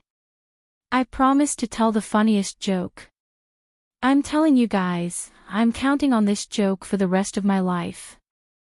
Jiang Xiaowei rolled up her sleeves and stood up with great fanfare. Wei Liao carefully supported her, afraid that she would fall. Honey, calm down, don't move too much. Take it easy. Listen up, all of you. Jiang Xiaowei was full of confidence as soon as she started. She had a PhD in psychology, so she should be able to grasp everyone's thoughts, right? Everyone immediately placed their hopes on her. Chapter 1259. Jiang Xiaowei coughed lightly and said seriously, An American, a French, and a Chinese man were walking in the desert. They were thirsty, hungry, and tired. As they walked, they suddenly picked up a bottle. When they opened it, a person floated out. The person said, I'm the genie. I can fulfill 3 of your wishes. The American man liked to take advantage of others. The first one said, my first wish is a lot of money. My second wish is still a lot of money. My third wish is to go back to America. The genie nodded. That's easy. Then, he waved his hand and the American man went home with a lot of money.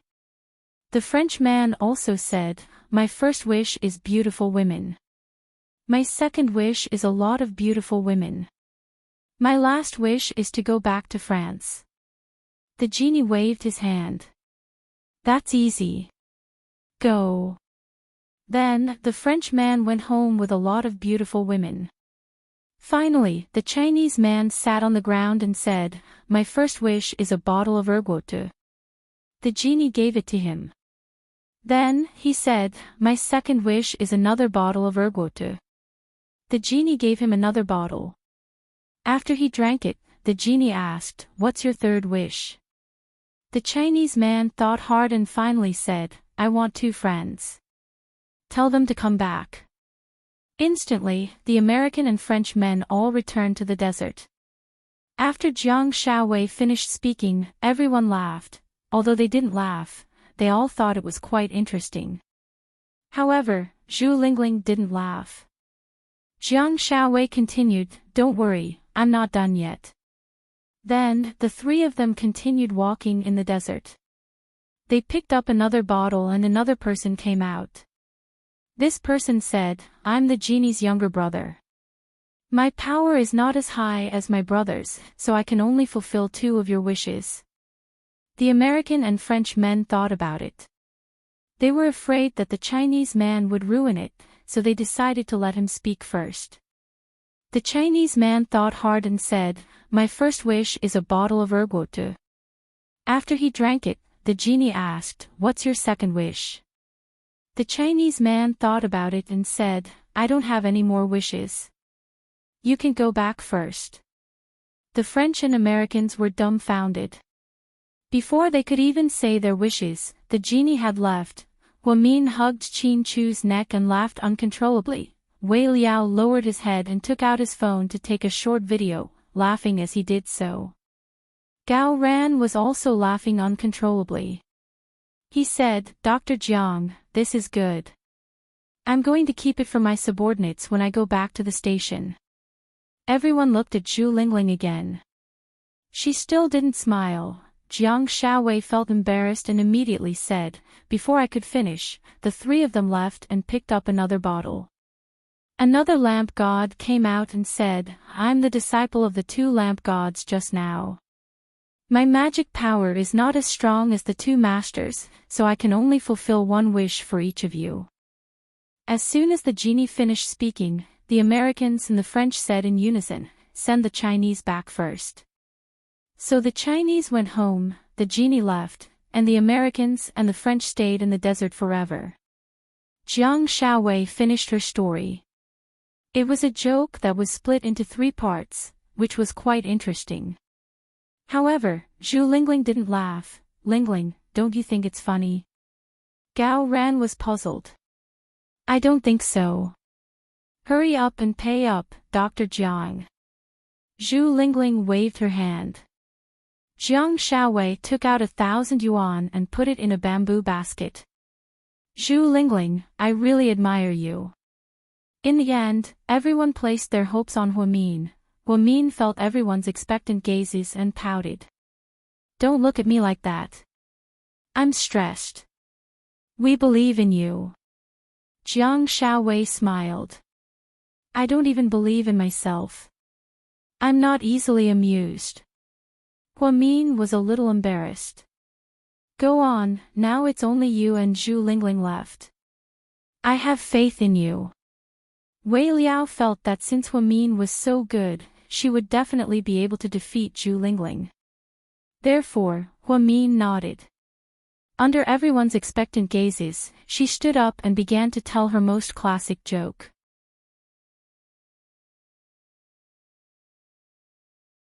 Chapter 1260.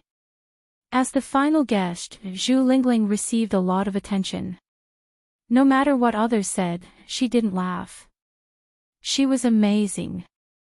Zhu Lingling looked around and said calmly, there was once a king who had a pet that he loved very much. It was an elephant. Because the king doted on this elephant for many years, it became very arrogant. Many people didn't dare to provoke it. Finally, when it was time for the king's daughter, the princess, to get married, the king suddenly had an idea. He said that he would marry his daughter to whoever could make his elephant shake its head, nod its head, and sit down in the pool. Many unmarried young men came to try it out, but they all failed. One day, a young beggar came and asked the king if he could try. The king thought that he couldn't do it, so he nodded. The beggar came to the elephant and asked, "Do you know me?" The elephant shook its head. Then he asked, "I heard that you're quite awesome."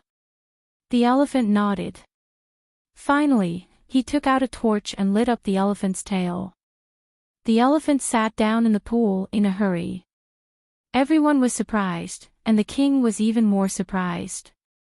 However, he wasn't willing to marry the princess to the beggar, so he deliberately made things difficult for the beggar and said, "This time doesn't count. If you can make my elephant nod its head, shake its head, and sit down in the pool, I'll admit defeat." The beggar didn't panic. He came to the elephant again and asked, "Bro, do you still recognize me?" The elephant nodded timidly. He continued to ask, "Are you still awesome?" The elephant took 2 steps back and shook its head. Finally, he took out a torch and continued, "I don't need to tell you what to do, right?" The elephant nodded, and without another word, sat down in the pool. After Zhu Lingling finished, everyone laughed. Although it wasn't a roar of laughter, everyone had a happy expression on their faces. "You're all laughing, does the money belong to me?" Zhu Lingling was happy. "Yes, yes, yes. You're the best. Take it. We were tricked by you this time." Jiang Xiaowei covered her mouth and laughed. Although everyone lost money, they were happy. How big of an honor would it take to have such a group of people tell jokes one by one? Especially Qin Chu. It was the first time that even Huamin had heard him tell a joke. Zhu Lingling happily pocketed the 5,000 yuan she had won. Huamin said with a smile, "Lingling is such a scammer. She must be doing this on purpose." Speaking of which, I thought of another story. "What story?" Everyone was puzzled. Huamin said with a smile, "A joke-telling competition was held in the forest. Every little animal took turns to tell a joke. If one of them didn't laugh, they had to throw the joke-telling animal into the river as punishment. The first one to go on stage was Little Monkey. Little Monkey told a joke and everyone laughed except for Little Pig. Helpless, he could only throw the little monkey into the river. The second person to tell a joke was the giraffe. Everyone laughed, but Piglet didn't laugh. Helpless, everyone threw the giraffe into the river as well. The third person to go on stage was Xiaoniu. Xiaoniu told a joke that was so cold. No one laughed, only Piglet laughed. It was very magical. Xiaoma asked Piglet, "Xiaoniu's joke is not funny, why did you laugh?" Can you guys guess what Little Pig said? Jiang Xiaowei said, "Little Pig definitely said that I thought it was funny." Huamin shook his head, "Maybe Little Pig and Little Cow are good friends." Wei Liao guessed. Huamin continued to shake his head, "What's going on? Why did Little Pig laugh? Tell us." Gao Ran asked curiously.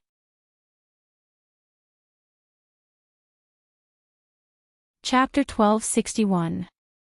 Huamin replied in all seriousness, "Piggy said that the monkey's joke was really funny." Everyone was speechless.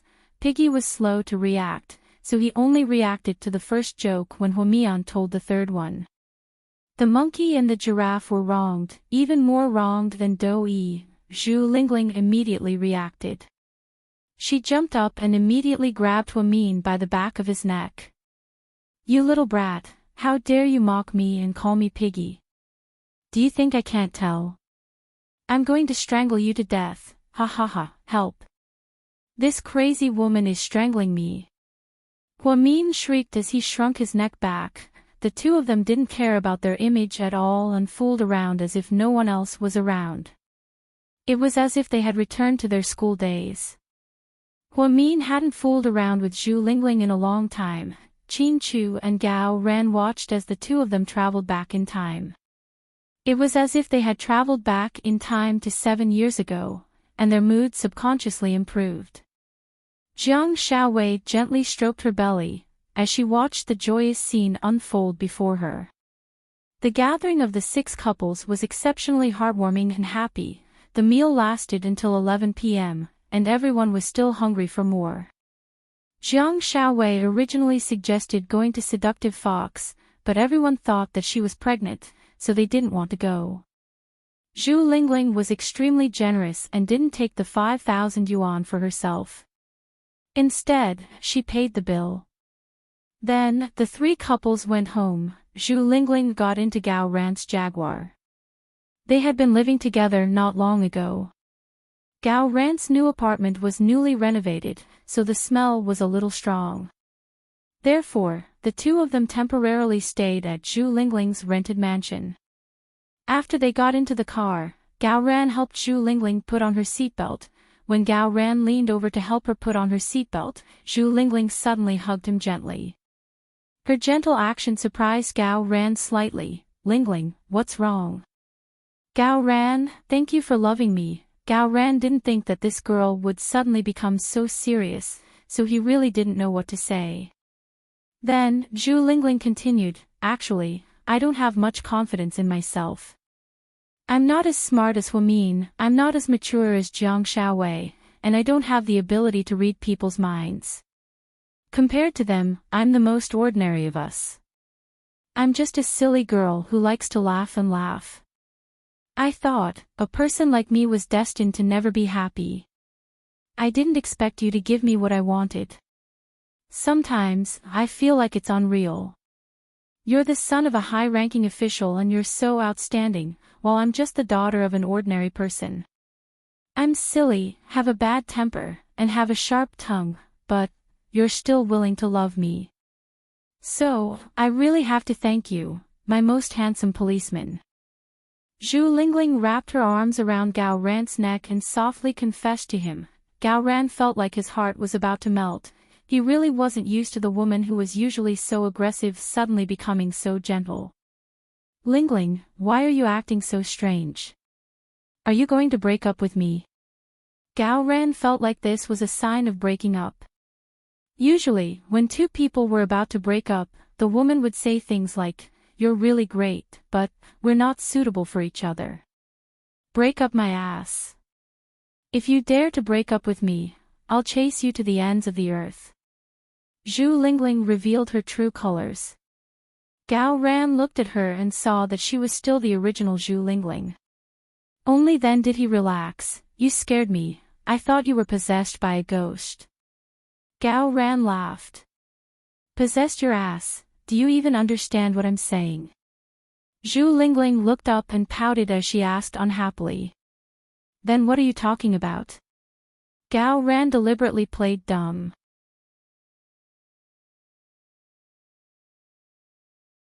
Chapter 1262. Damn it, what did I just say to you? Zhu Lingling's face darkened. Ha! Gao Ran couldn't help but laugh out loud. To be honest, I really feel inferior when compared to Mian and Wei Wei. Sometimes, I think I'll never reach their heights, but I don't want to compare myself to them. They're my good friends, and I'm happy for them if they're happy. Tonight, I suggested we play a game. Actually, what they said was hilarious, so I tried my best not to laugh. I wanted to win against them and prove that I'm good at it. But I know, even if I'm dumb, I can tell that everyone was going easy on me. What I said wasn't funny, but everyone laughed.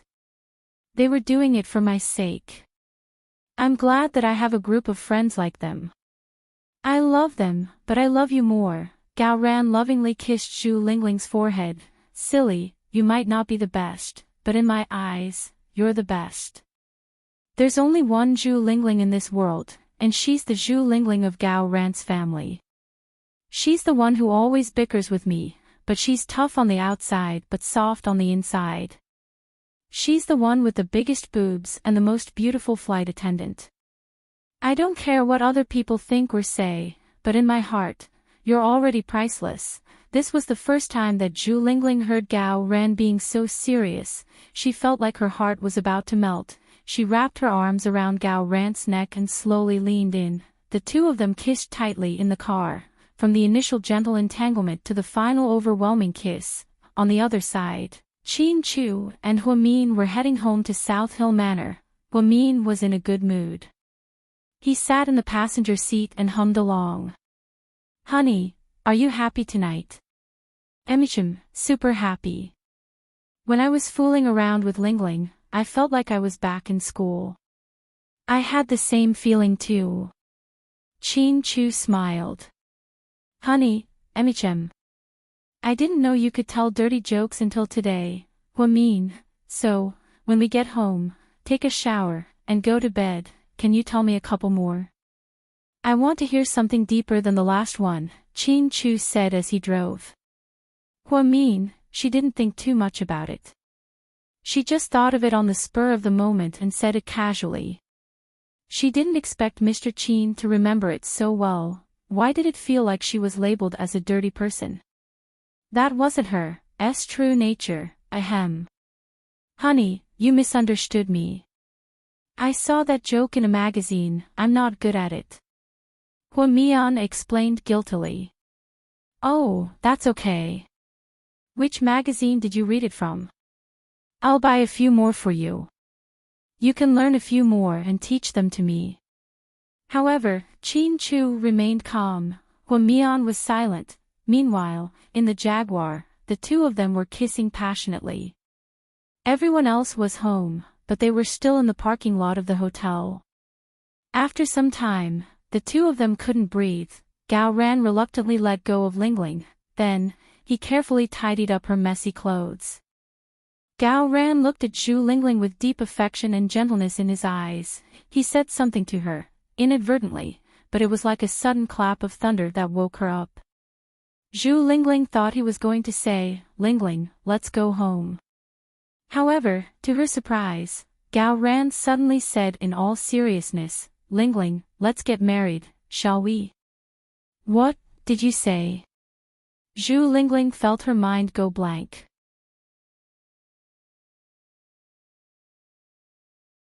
Chapter 1263. Let's get married, let's get married. Gao Ran looked at Zhu Lingling gently as he repeated his words. Gao Ran actually said something as formal as a proposal so easily.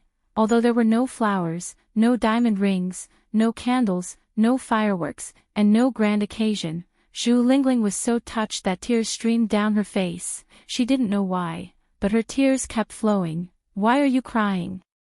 Gao Ran was terrified. He didn't know what a woman was thinking. He thought that his proposal scared Zhu Lingling to tears. Gao Ran quickly took back a tissue and carefully wiped away Zhu Lingling's tears. Do you think a proposal is a small thing? You don't even have a ring. Zhu Lingling said as she cried. She tried to cover up her tears because she was so touched. Yes, yes, yes. Then, Gao Ran magically took out a red brocade box and opened it in front of Zhu Lingling. It was a very ordinary diamond ring, but the diamond was very big. How much did it cost to buy such a big ring? Zhu Lingling asked as she wiped away her tears. Not much, not much. Less than 100,000. Gao Ran giggled. Less than 100,000. You can't even earn a year's salary. Zhu Lingling was angry and heartbroken. It's okay, hee hee. If a year's salary isn't enough, I'll give it to you for 2 years. Anyway, I've been working for so long and haven't spent much of my salary. My parents pay for my meals, so it's definitely enough to buy a ring. Are you stupid? Why did you buy such a big one? Zhu Lingling always knew that although Gao Ran's family was rich, his salary wasn't high. It wasn't even as high as Zhu Lingling's salary. He couldn't compare to rich CEOs like Qin Chu and Wei Liao. So, she was heartbroken that he spent so much money on a ring. I was thinking that if the diamond was bigger, the chances of you accepting my proposal would be higher. Gao Ran scratched the back of his head and smiled embarrassedly. You're so stupid. Zhu Lingling held the ring and couldn't put it down. She put it on her middle finger and it fit perfectly. You guessed the size right. You're so lucky. Zhu Lingling said stubbornly. What do you mean guessed? I secretly measured it while you were sleeping. Gao Ran said innocently. Zhu Lingling's heart immediately overflowed with a warm feeling. It turned out that this seemingly heartless police officer, who only had work in his eyes, actually had such a meticulous side to him. Where are the flowers? There aren't any flowers. Zhu Lingling tried to find fault with her. Flowers? Yes, wait. Then, Gao Ran lowered his head and took out a food bag from the back seat. SSSSSSSS. Zhu Lingling opened it and was a little dumbfounded. Flour pancakes. Ah. I think flowers are too wasteful and not suitable. Flour pancakes are also made with flowers and can be eaten. Killing two birds with one stone. Zhu Lingling, this was the first time in her life that she saw someone propose with flour pancakes instead of flowers. Then Zhu Lingling said faintly, since you can propose to me with fresh flour pancakes instead of fresh flowers, should I buy you some wife pancakes and pretend that I'm your wife? I don't have to go. Gao Ran, but the diamond is real. Zhu Lingling looked at Gao Ran's aggrieved face and immediately smiled through her tears. So, the gentle, beautiful, kind, generous, and omnipotent Miss Zhu Lingling, will you marry me? Gao Ran didn't know how to be romantic. He originally planned to propose after they got home and when they were in the throes of their XXOO. But now, he realized that the atmosphere after the two of them kissed was very good. So, he proposed in the car. Now, he was just waiting for Zhu Lingling to nod. Then, he decided that the two of them would get their marriage certificate tomorrow and say goodbye to being single.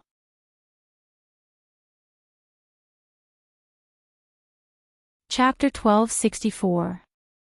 Zhu Lingling was actually looking forward to this moment. Like Huamin, she missed 7 years with Gao Ran. They were supposed to be lovers in high school. But for various reasons, they didn't end up together. After 7 years, the two of them were still together. Naturally, they cherished this relationship. Ever since they moved in together, their lives were no different from when they were married. When she was at home on vacation, she would cook for Gao Ran and wash his clothes. When Gao Ran got off work, the two of them would watch movies and eat supper like a normal couple. All they lacked was a marriage certificate. Zhu Lingling wasn't that pretentious. She had a carefree personality and had been hurt in love before. Therefore, she didn't expect to get married so early. However, she couldn't deny that she loved Gao Ran very much. She had already decided that he would be her partner for life. However, this proposal came so suddenly that she wasn't mentally prepared. Lingling, are you daydreaming? Seeing that Zhu Lingling didn't answer for a long time and only lowered her head in silence, Gao Ran didn't know what to do. After a while, Zhu Lingling raised her head and returned the diamond ring to Gao Ran. What do you mean? Gao Ran's heart sank. I really want to marry you, but now is not the time. I'm waiting for an opportunity. What opportunity? Gao Ran froze. The opportunity for Mian to get pregnant, Zhu Lingling said word by word. Gao Ran didn't say anything, however, he didn't expect this to be Zhu Lingling's answer. Then, she said, Mian treats me like a sister. When I was in trouble, she would risk her life to protect me. I remember all of that. She hasn't had a baby since she got married, and it has always been a pain in her heart. However, I believe that she will have one. The moment she has a baby, we will get married and have children. It will be the best of both worlds, so I'm waiting for that opportunity.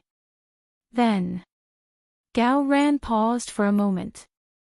He raised his hand and rubbed the tip of his nose. If they don't have a baby, we won't get married. Of course not. What I mean is that we can wait. They will have a baby. Give me a year. If they don't, we will still get married, okay? I just want to wait for her. Zhu Lingling enunciated each and every word clearly. Gao Ran had been a criminal police officer for a long time, so he was very good at reading people's eyes. Sometimes, he could tell whether you were lying or just brushing him off with a single glance. He looked into Zhu Lingling's eyes and realized that there was nothing but sincerity in her. It seemed like she was really waiting for Qin's baby to be born. To announce their marriage to add to the icing on the cake. Sure, I'll listen to you. Gao Ran nodded. Then, you're not mad at me, right? Zhu Lingling asked anxiously. She was afraid that Gao Ran would be disappointed. No, why would I be mad? You'll be mine sooner or later. You won't be able to run away. After speaking, before Zhu Lingling could say anything, he took out a diamond ring and forced it on Zhu Lingling's finger. Put the ring on. I already know that you're my wife, Gao Ran said domineeringly. Zhu Lingling's heart immediately swelled with happiness. A diamond ring worth more than 90,000 yuan cost Gao Ran almost 2 years' worth of his salary. She wore the ring on her finger and was filled with happiness. It wasn't because of how expensive the ring was. Instead, it was because this was Gao Ran's most sincere gift. On the other hand, ever since Hua Xiqian and Song Yishe got married, Hua Xiqian didn't go home to sleep. After work, he received a call from Mayor Song, asking him to pick up Song Yishe from his home. It turned out that Song Yishe went home the day after their wedding. She didn't want the media to report about it, so she didn't leave the house. Mayor Song thought that this was a good idea, so he called Hua Xiqian. After work, Hua Xiqian drove straight to the Song family's home. Song Yishe was just about to go downstairs when she saw Hua Xiqian. Her expression changed. What are you doing here?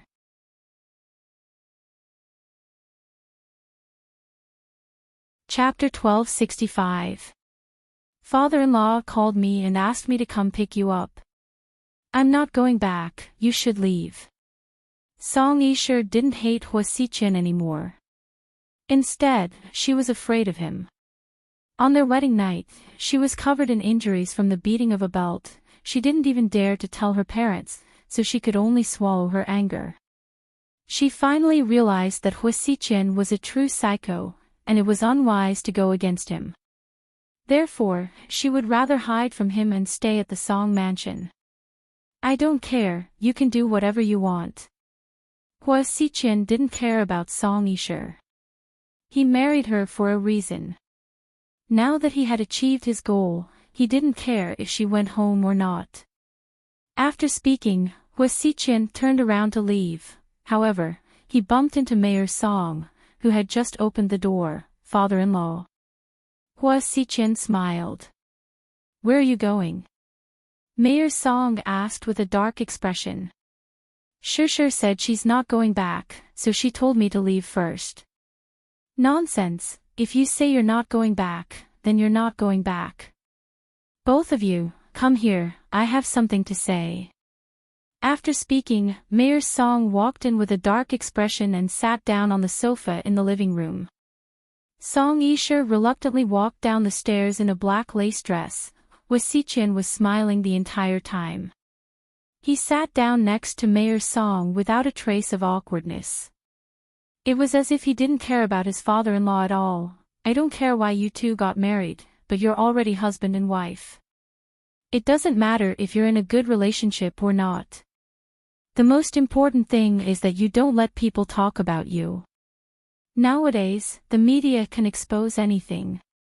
Sure, you can't stay at home all the time, so, you should go home first. Dad. I'm not going home, shut up, it's not up to you. Do you expect me to clean up after you too? Mayor Song's words were quite harsh. Song Yisha immediately fell silent. Hua Xichen, on the other hand, was smiling the entire time. It was hard to tell what he was thinking. Even if you want to get a divorce, it'll have to wait 3 months. After the provincial election, Mayor Song's intention was obvious. He didn't want any negative news about him to affect his future. Got it, Dad. Song Yisha felt that it was only 3 months, and it shouldn't be too difficult, so she stopped arguing with her father. I'm fine with that. Hua Xichen shrugged. Also, the two of you have to be lovey-dovey in public. You have to pretend to be lovey-dovey. You can't let people catch you red-handed. Song Yisha was angry, but he still nodded. I got it, Dad. I'll listen to you, father-in-law. Hua Xichen nodded. Okay, you can leave now. Or you can leave after dinner. Mayor Song stood up and left. Song Yisha glared at Hua Xichen. You'd better not touch me for the next 3 months. Don't worry, even if you beg me, I won't. Hua Xichen sneered. Let him touch her. Are you kidding me? Even a prostitute from a nightclub would be better than Song Yisha. This woman really thought too highly of herself. The two of them weren't in the mood to stay for dinner, so they left together. Then, they each drove back to Hua Xichen's mansion. After they got home, Hua Xichen changed his clothes and went out again. Song Yisha was already used to this, so she didn't ask where he was going. She took a shower and went to bed. After making sure that Hua Xichen was really gone, Song Yisha picked up her phone and dialed a number. Come out tomorrow, let's meet. Our plan can't be stopped, we have to continue. Hua Xichen was driving with his earphones on. After eavesdropping, he took off his earphones and threw them aside. Bitch, you can't even stop for a second. Sooner or later, you'll get yourself killed. The next morning, it was the weekend. Hua Min was resting, while Qin Chu was picked up by the company's chauffeur in a Bentley. He left his beloved Maybach with Hua Min. Hua Min drove the Maybach straight to Sky Blessing Court to visit her mother. She wanted to see if Yang Xiaoping was still there. Did she return the item?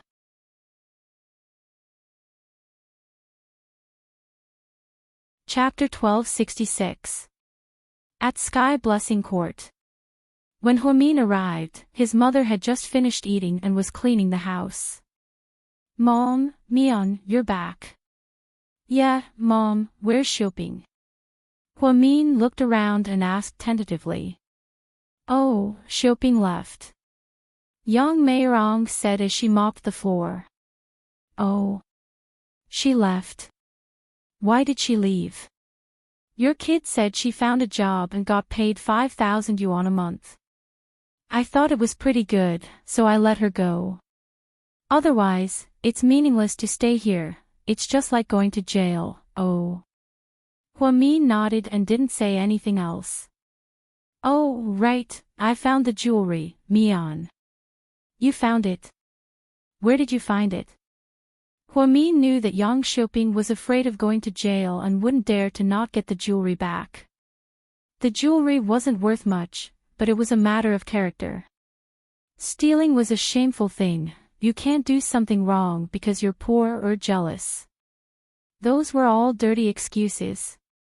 Yang Meirong put down the mop in her hand and straightened up. Xiaoping found it when she was helping me pack up some old clothes. It's weird, I couldn't find it no matter how hard I searched, but now I have it. Did you find it? Is there anything missing? Hua Min asked worriedly. No, there's nothing missing. Emichim, that's good, what's wrong? Yang Meirong felt like her daughter was acting weird today. Nothing, Mian, is there still no news from your belly? Yang Meirong remembered. No. Huamin shook his head. It's okay, you're still young. Take care of your body, you'll definitely get pregnant. Yang Meirong didn't want her daughter to be sad, so she comforted her. Emichim, I know, Mom. I'm fine, you don't have to worry about me. Then, Huamin changed into his old clothes and helped his mother clean the house. At noon, Huamin had a simple meal with his mother and left. After Huamin came out, he drove directly to Xiaowan's place. Shui Shui had been discharged from the hospital for a long time, and Xiaowan had also gone to work. The mother and son were doing well. Sometimes, Xiaowan would give Huamin some delicious food that she made herself, including pickled vegetables and braised eggs. He would also make some insoles, sock covers and the like by hand. In short, Xiaowan was very grateful for Huamin's kindness to her and her son. It was the weekend. When Huamin arrived, Xiaowan and Shui Shui were having lunch. He was surprised to see Huamin, Sister Huamin. Shui Shui put down his chopsticks and ran over happily. Huamin patted his head. You've grown taller again, Shui Shui. How are your studies? Pretty good. I came in 15th place on the monthly exam, which is 5 places better than last time. Last time, I was 20th, and there were 45 students in my class. Before Huamin could ask, Shui Shui blurted out everything. That's great. Good luck. Huamin generously praised the child. Dr. Hua, you're just in time. Come sit down and eat with us. Xiaowan stood up and warmly greeted Huamin. It's okay, Sister Xia. I already ate at my mother's place. I came today because I wanted to see you and Shui Shui. Thanks to you, my son and I are doing very well now. I didn't even dare to dream that there would be such a day. Xiaowan was very satisfied when she talked about the happy life she had today. What about Enai Yang? Have you been in touch with him? When Xiaowan heard Enai Yang's name, she shook her head with a complicated expression. That's why I'm here. I don't think it should be delayed any longer. I want to resolve the conflict between you and your son, huh? How? Will Enai Yang forgive me? Xiaowan was surprised.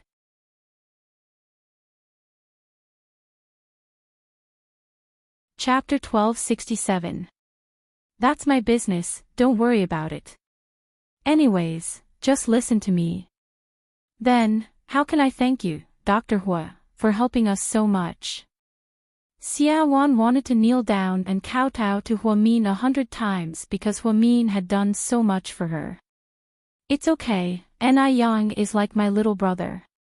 I want to see him reunite with his mother and brother. Don't feel too pressured.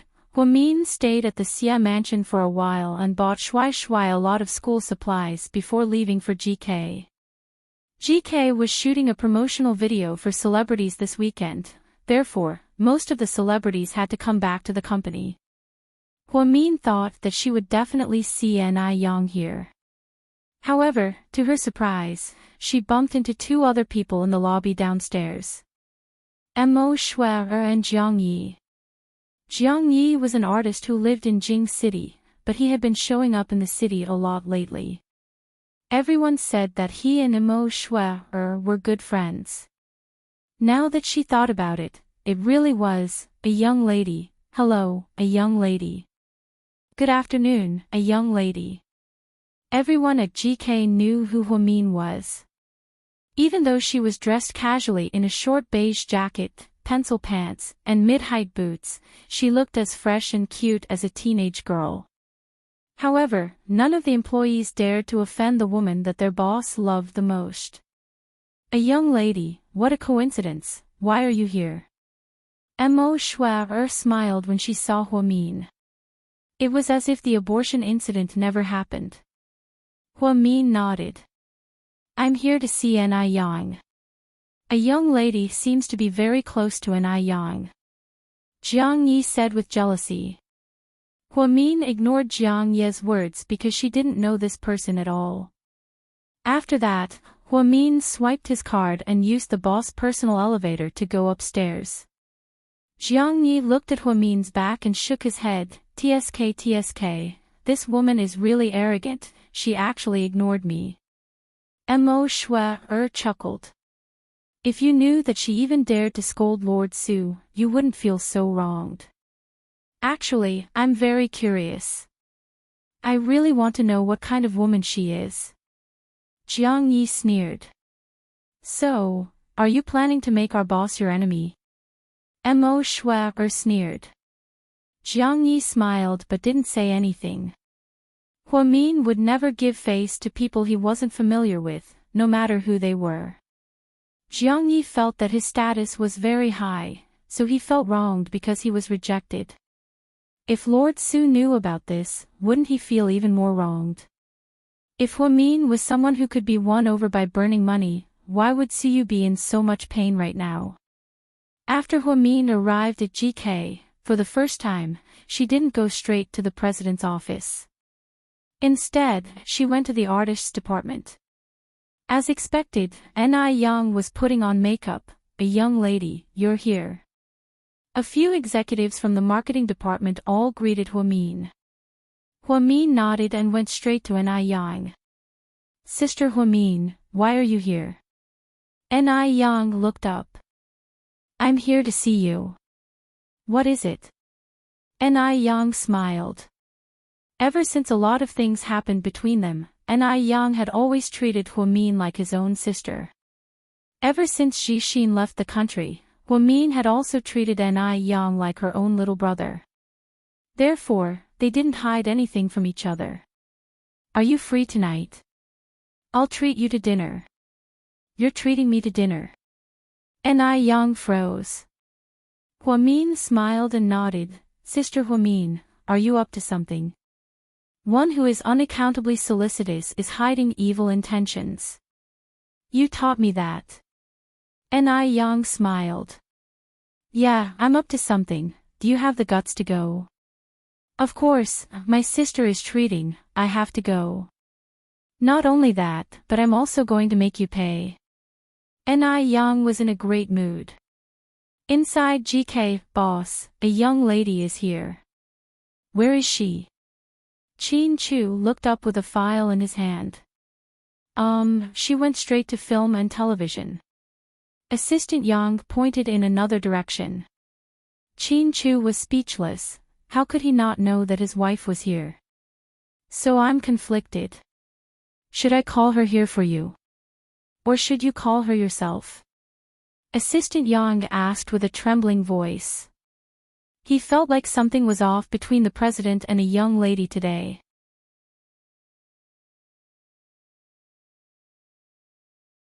Chapter 1268. Qin Chu's face darkened. Did he have to call her? She was already at HQ, how could she not come to his office? If she didn't come, then tonight. He would have an excuse to tie her hands with a belt again. Would Huamin give him that chance? The answer was no.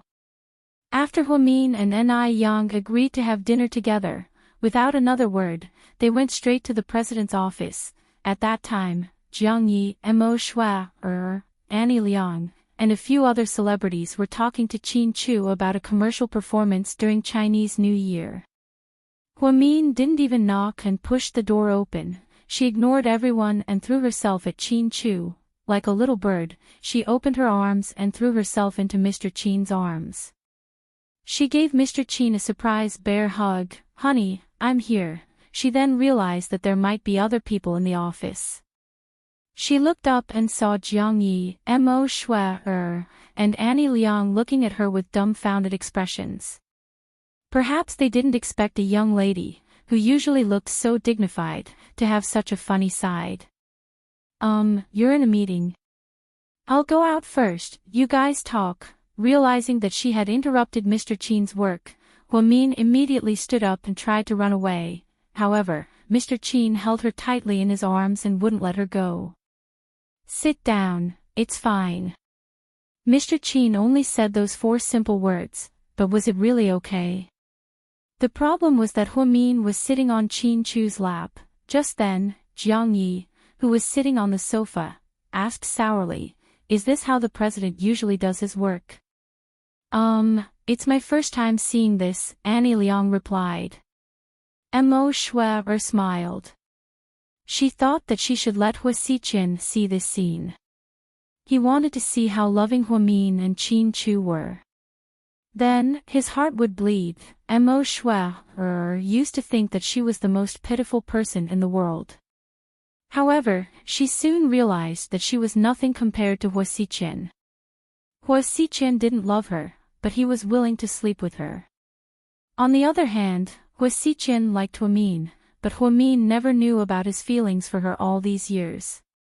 His love was not as obvious as Su Yu's, therefore, Mo Shui felt that Hua Xichen was the most pitiful person in the world. "My wife is a little naughty. Don't mind her. Let's continue with the meeting." Chin Chu hugged Huamin as if no one was around. Then, he continued to talk to the superstars about the end of the year. His spirit of doting on his wife was unparalleled. 15 minutes later, the meeting ended and the few of them left the office. Huamin heaved a sigh of relief and hugged Chin Chu's neck coquettishly. "Hubby, is it really okay for us to show off our love like this?" "Who said we were showing off?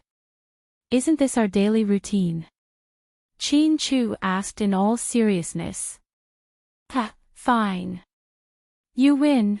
Huamin could never compare to Chin Chu's black-bellied ways. She was once worried that her baby would inherit this fine tradition of his. In the future, he would be invincible with his black-bellied ways.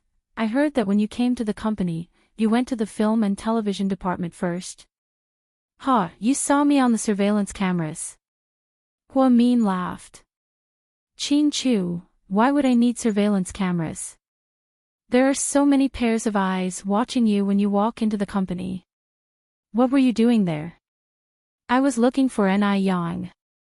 "Why were you looking for him?" Mr. Chin was slightly jealous. "To have dinner with him. I'm going to treat him to dinner tonight."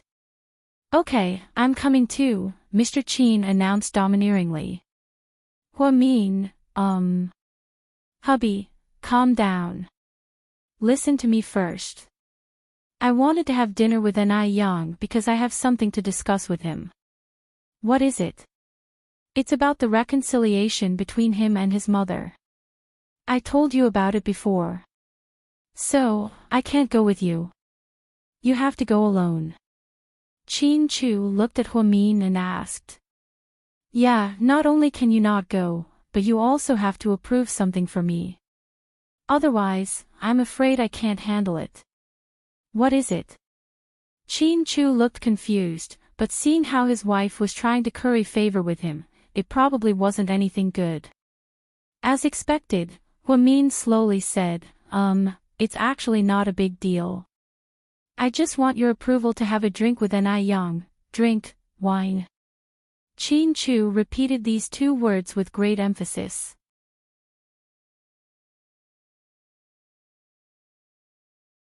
Chapter 1269. I want a drink. Huamin felt a little guilty. "Are you sure?" Chin Chu looked into her eyes and asked again in all seriousness. Huamin knew that her husband was going to reject her request, so she decided to play her trump card. She wrapped her arms around Chin Chu's neck and began to act coquettishly. "Honey, you won't reject me, right? It's just a small request."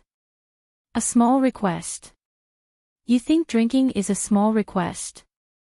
Chin Chu raised his eyebrows. "But I'm not just drinking for no reason.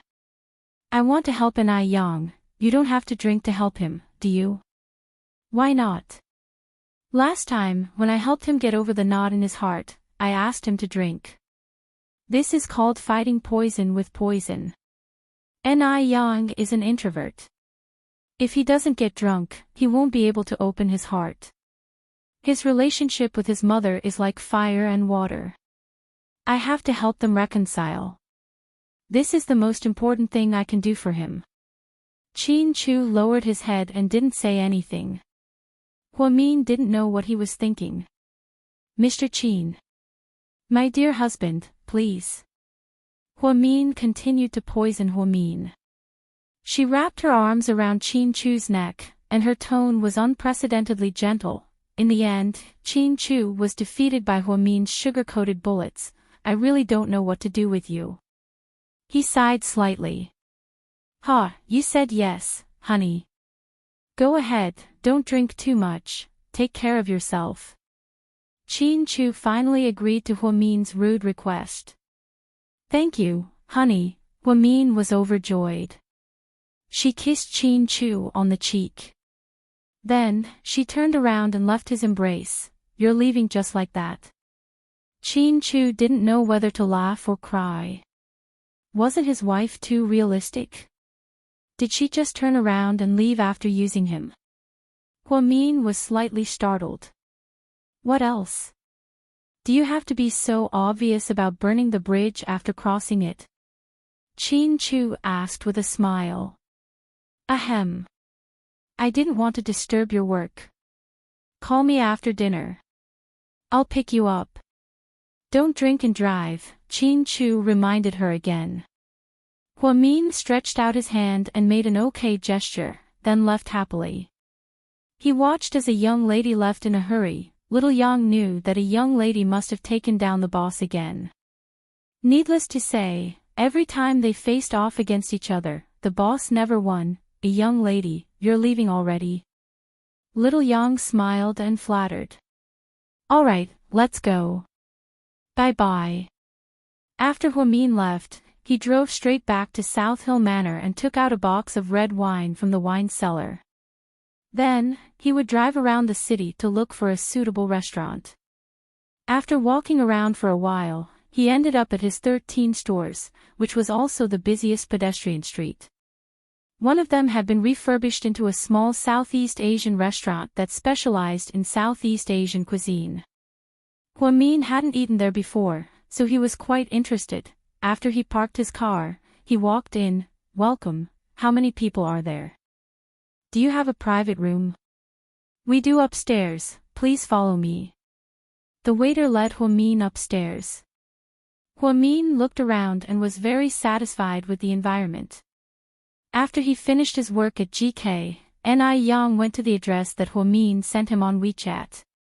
The two of them went to an elegant private room upstairs and ordered a few dishes.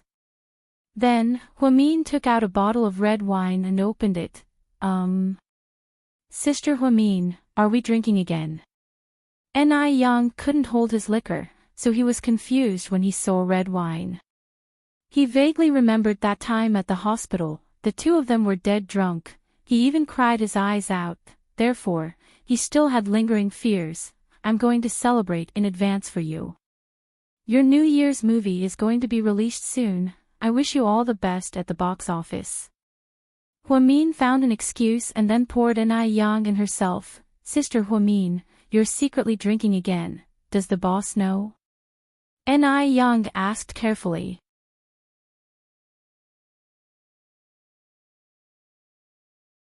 Chapter 1270.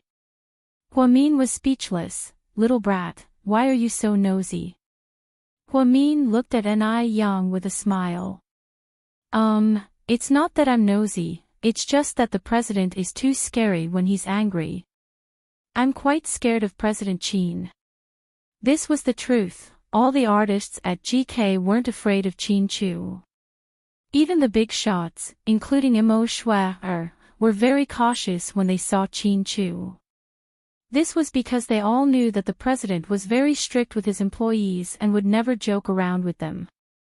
If you did a good job, okay, he would reward you with tons of yuan, luxury cars, and mansions. If you didn't do a good job, okay, he would really do something to you.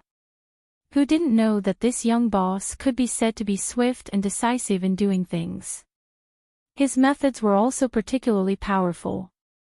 Even if Ni Yang had a good relationship with Huamin, he wouldn't willfully use his connections. After all, he knew his president's temper. Don't worry, my husband is very gentle. Huamin continued to snicker. Ni Yang was speechless. Gentle. The word gentle has nothing to do with our president. Plus, even if he's gentle, he's only with you, so let's be careful. Don't worry, my husband already approved. Open your heart and celebrate with me. Here, cheers. Huamin raised her wine glass and livened up the atmosphere. Ni Yang wasn't prepared for this and began to drink with Huamin. Soon, the two of them finished 3 bottles of red wine. Red wine was actually very strong. It didn't feel good when they were drinking it, but after a while, they would feel dizzy. Ni Yang's cheeks were a little red. He looked at Huamin's face across from him and felt his vision blur. Sister Huamin, I can't drink anymore. If I drink anymore, I'll be dead. This wine is too strong. Ni Yang shook his head and admitted defeat. Huamin felt that it was not enough. He asked the waiter to bring a lot of ice cubes and poured it directly into the red wine. In this way, the taste improved and it didn't taste bad anymore. By the time the 4th bottle was finished, Ni Yang had obviously drunk enough and took the initiative to sing his new song to Huamin. After snorting for a while, little Yang asked excitedly, Sis, how was it? How was it? Does it sound good? Yes, not bad. It'll definitely be a hit. The album will sell well. Come, let's do another one to celebrate the popularity of your new song. Huamin raised his glass again. At this time, Ni Yang did not know how to refuse. He was quite cooperative and raised his glass as well. Come on, Sister Huamin. Cheers. Sure enough, this brat fell for it so easily. Huamin took the opportunity to take out her phone. She lowered her head and sent a text to Xia Wan. The text read, Big Sister Xia, come over now. I'm at 3rd Ring Pedestrian Street, 2nd floor of Nanyang Restaurant, room 208. I'm with Ni Yang. I plan to arrange for you guys to meet up later. After Xia Wan received the text, she was very excited. She struggled for a long time before replying to Huamin, Is he really willing to meet me? Come on, trust me. Huamin only replied 5 words. She believed that Xia Wan would come. Ni Yang was in high spirits and kept urging her, Sis, stop playing with your phone. Come on, let's drink. There's no rush. Come on, let's take a picture first. Huamin took out her selfie stick and foolishly gave Ni Yang a thumbs up. After taking the picture, Huamin did a simple edit and posted it on her WeChat moments. Eating with a superstar, Eulalia. Does anyone want his autograph? In the picture, Ni Yang was pouting with the naughtiness of a young girl. Ni Yang, on the other hand, stuck out his tongue and wore his hat askew, trying to look cool. As soon as the picture of the two was posted, it immediately caused a stir. Then, all of her WeChat moments were filled with envy and jealousy.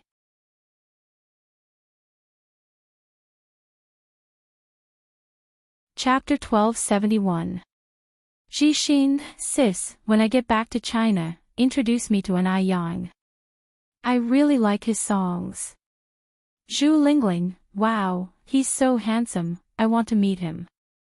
Gao Ran replied to Zhu Lingling, are you looking for a beating? Zhu Lingling.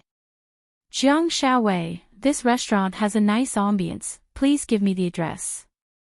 Huamin replied to Jiang Xiaowei, you're such a glutton. Assistant Chen Jia, Chief, is that Ni Yang next to you? He's so handsome in real life, he's even more photogenic than on TV. Hua Xiqian, little sister Mian, your lip gloss is so pretty today. After reading Hua Xiqian's comment, Huamin took out a mirror and looked at his lips in frustration. He used dark blues No. 5 lipstick every day, but why was Hua Xiqian's style so different from others? Just as Huamin was wondering, another comment appeared below. Chin Chu, isn't this photo a little too close? Huamin replied to Chin Chu, and I Yang replied to Chin Chu, boss, I'll be more careful next time, please let me off the hook. After Ni Yang replied, he immediately looked up at Huamin. Sis, do you think the president will hate me for this and give me a hard time? Of course not. My husband isn't that petty, okay?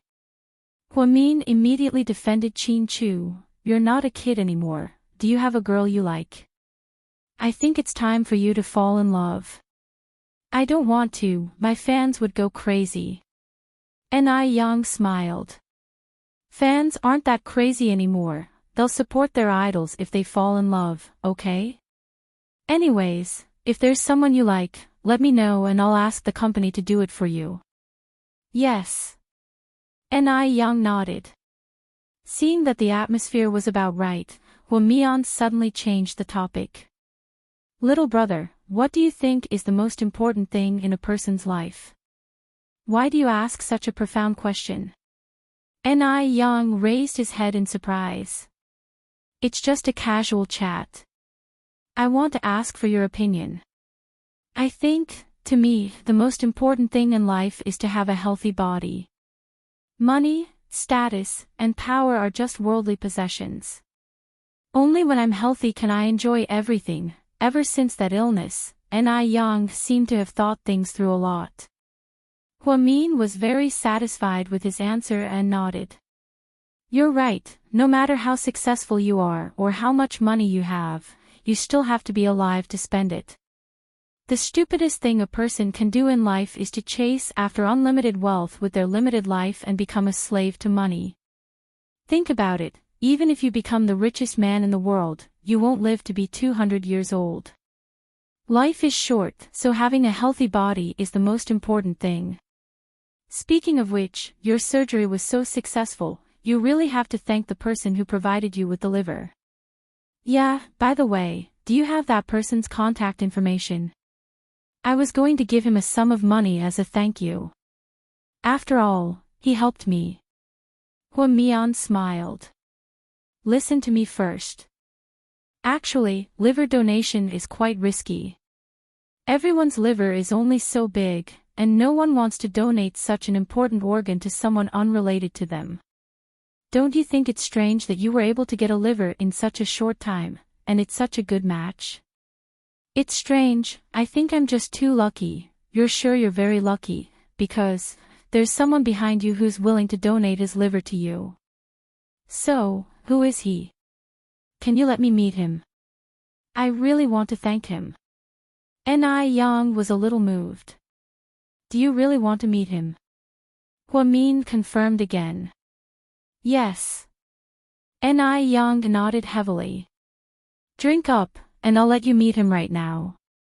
Right now? Ni Yang was a little surprised. Huamin nodded.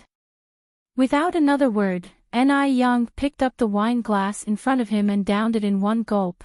Then, Huamin got up, walked over, and yanked open the wooden door. Xia Wan was standing at the door, and she looked at Ni Yang with a complicated expression. At this moment, Ni Yang was quite shocked. He stared blankly at the woman at the door, unable to say a word. He was completely dumbfounded.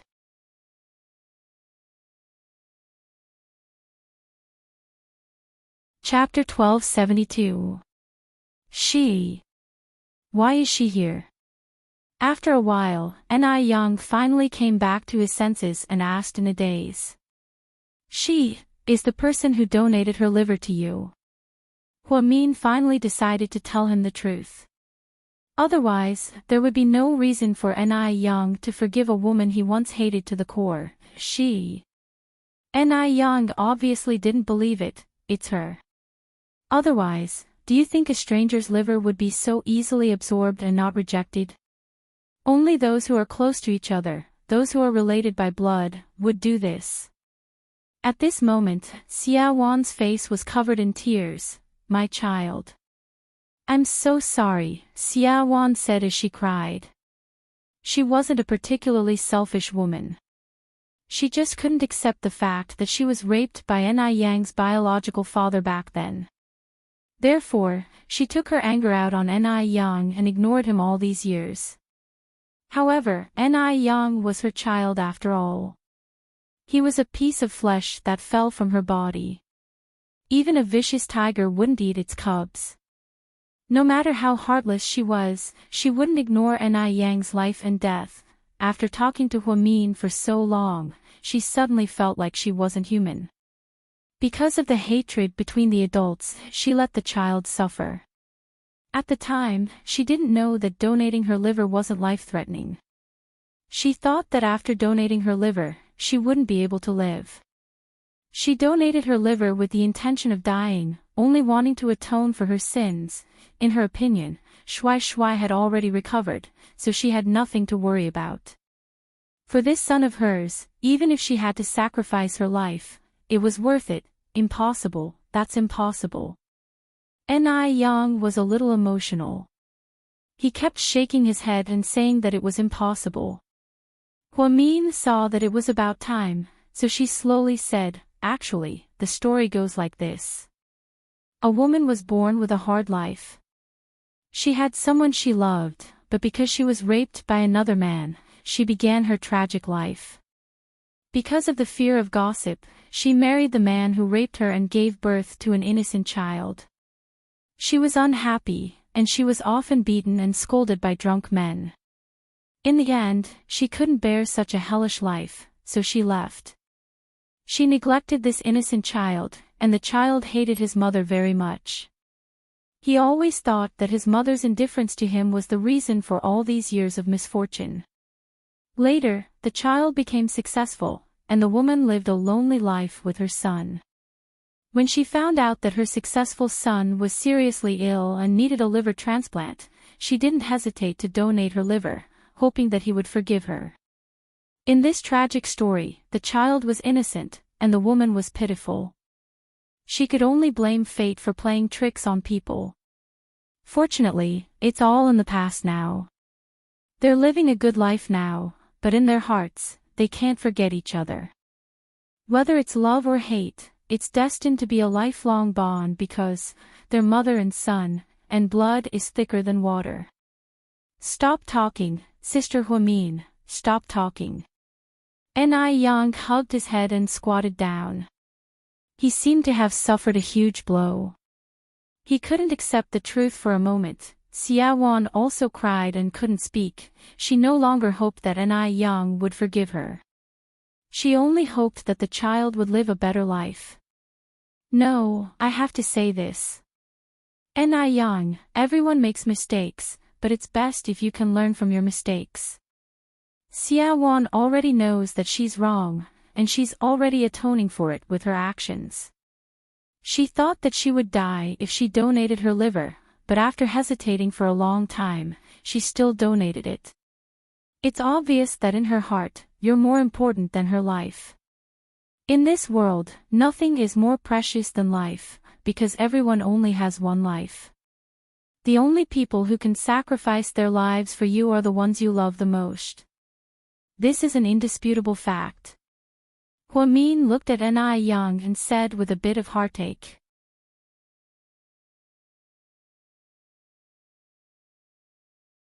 Chapter 1273.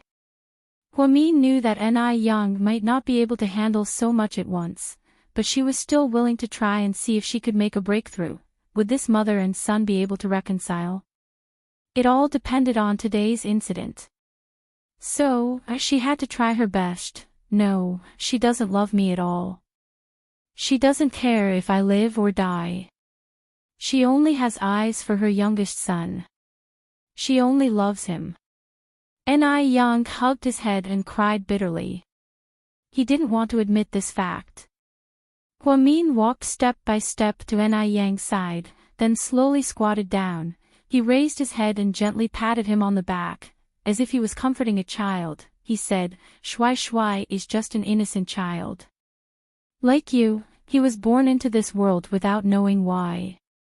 He didn't have a choice, and he just wanted to live a good life. Like you, he didn't have a father, and he only had a mother who depended on him. He's also the only person in this world who is related to you by blood other than your mother. I hope you can think about it from a different perspective. Yang didn't say anything, and he continued to cry. Huamin continued, I believe you've heard this saying before. A tree wants to be quiet, but the wind won't stop. A son wants to be filial, but his parents are gone. I don't want you to realize that your family is gone by the time you wake up. Then, even if you regret it, there's no point in trying to change it. Actually, our lives are very short in this world. Whether you love or hate your family, you won't be able to see them again in your next life. As mother and son, you only have this life, but there's no next life. So, I hope you can let go of your previous obsession. Don't dwell on the past. Start over, give yourself a chance to live, and give your family a chance to be close to you. When a person was drunk, all their emotions were magnified, and Yang had drunk so much, and his emotions were already complicated. After hearing what Huamin said, he became even more agitated. However, he listened to Huamin's words, especially when he said that the tree wants to be quiet, but the wind won't stop. A son wants to be filial, but his parents are gone. Imagine what would happen if he figured this out many years later, but by then, his mother would probably be gone. When Yang thought of this, some things in his heart suddenly changed. He slowly stood up and looked at Xiaowan again. Why are you helping me? Because, you're my child. Xiaowan was an honest person and didn't know how to say nice things. It was just a simple sentence, but it made Yang's heart turn upside down. Then why didn't you come looking for me all these years? When you're not doing well, I'm not doing well either. When you're doing well, I'm still not doing well.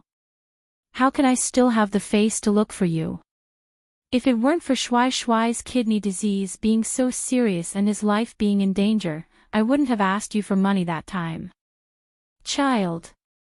I'm sorry, I don't deserve to be your mother. After Xiaowan finished speaking, she burst into tears. Thinking back to the past few years, she and Shuai had not had it easy, but Yang had it even harder. In this cruel world, no one had an easy life. Yang looked at her with tears streaming down his cheeks. Finally, he knelt down on both knees and shouted at Xiaowan, Mom. Xiaowan's body trembled. Then, she couldn't help but rush over. She also knelt on the ground and hugged Yang's head as she cried, Child, it's been hard on you all these years. Huamin was a person who was easily moved to tears. Under normal circumstances, he wouldn't cry. However, she was deeply affected by this scene. Then, tears streamed down her cheeks, looking at Yang and Xiaowan, the mother and son, who had been together for so many years. She was truly happy for them. When she left Nanyang Tavern, she forgot to call Qin Chu. When she walked out and the cold wind blew, she suddenly remembered. She picked up her phone and was about to call. Suddenly, she saw a Rolls-Royce parked in front of her. The car window slowly rolled down.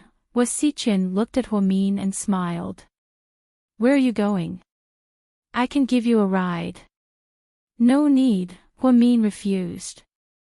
Don't you want to see the old man? He's dying. Huasichen's words surprised Huamin.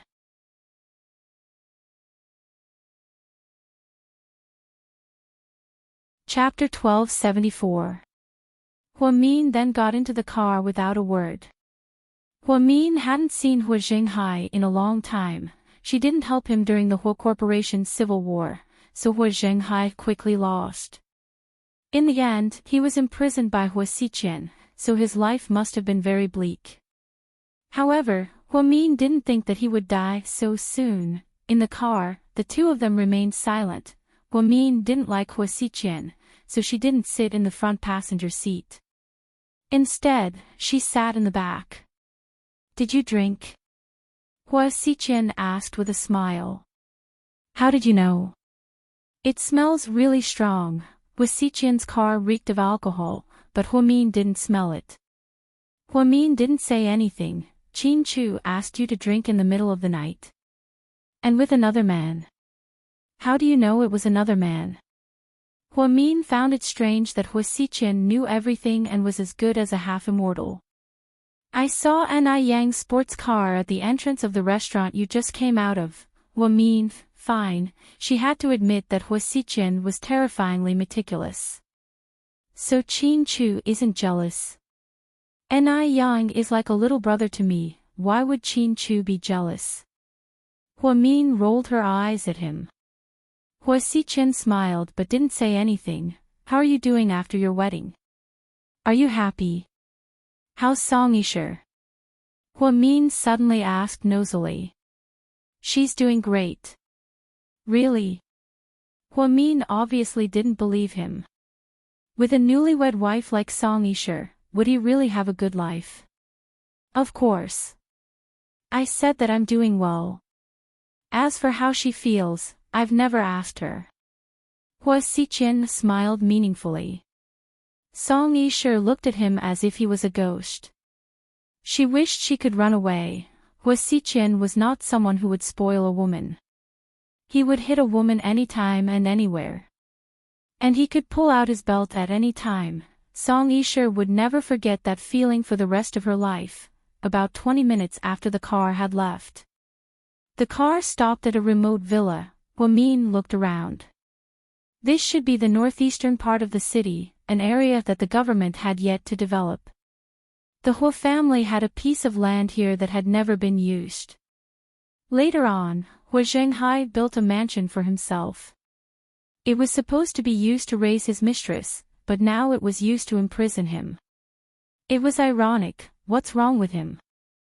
Hua Min asked worriedly as they walked to the door. His body wasn't good to begin with, and he didn't control himself. He thought about having a son all day long and overindulged himself. There was nothing he could do. Hua Min was speechless. Don't look at me like that, I didn't do anything to him.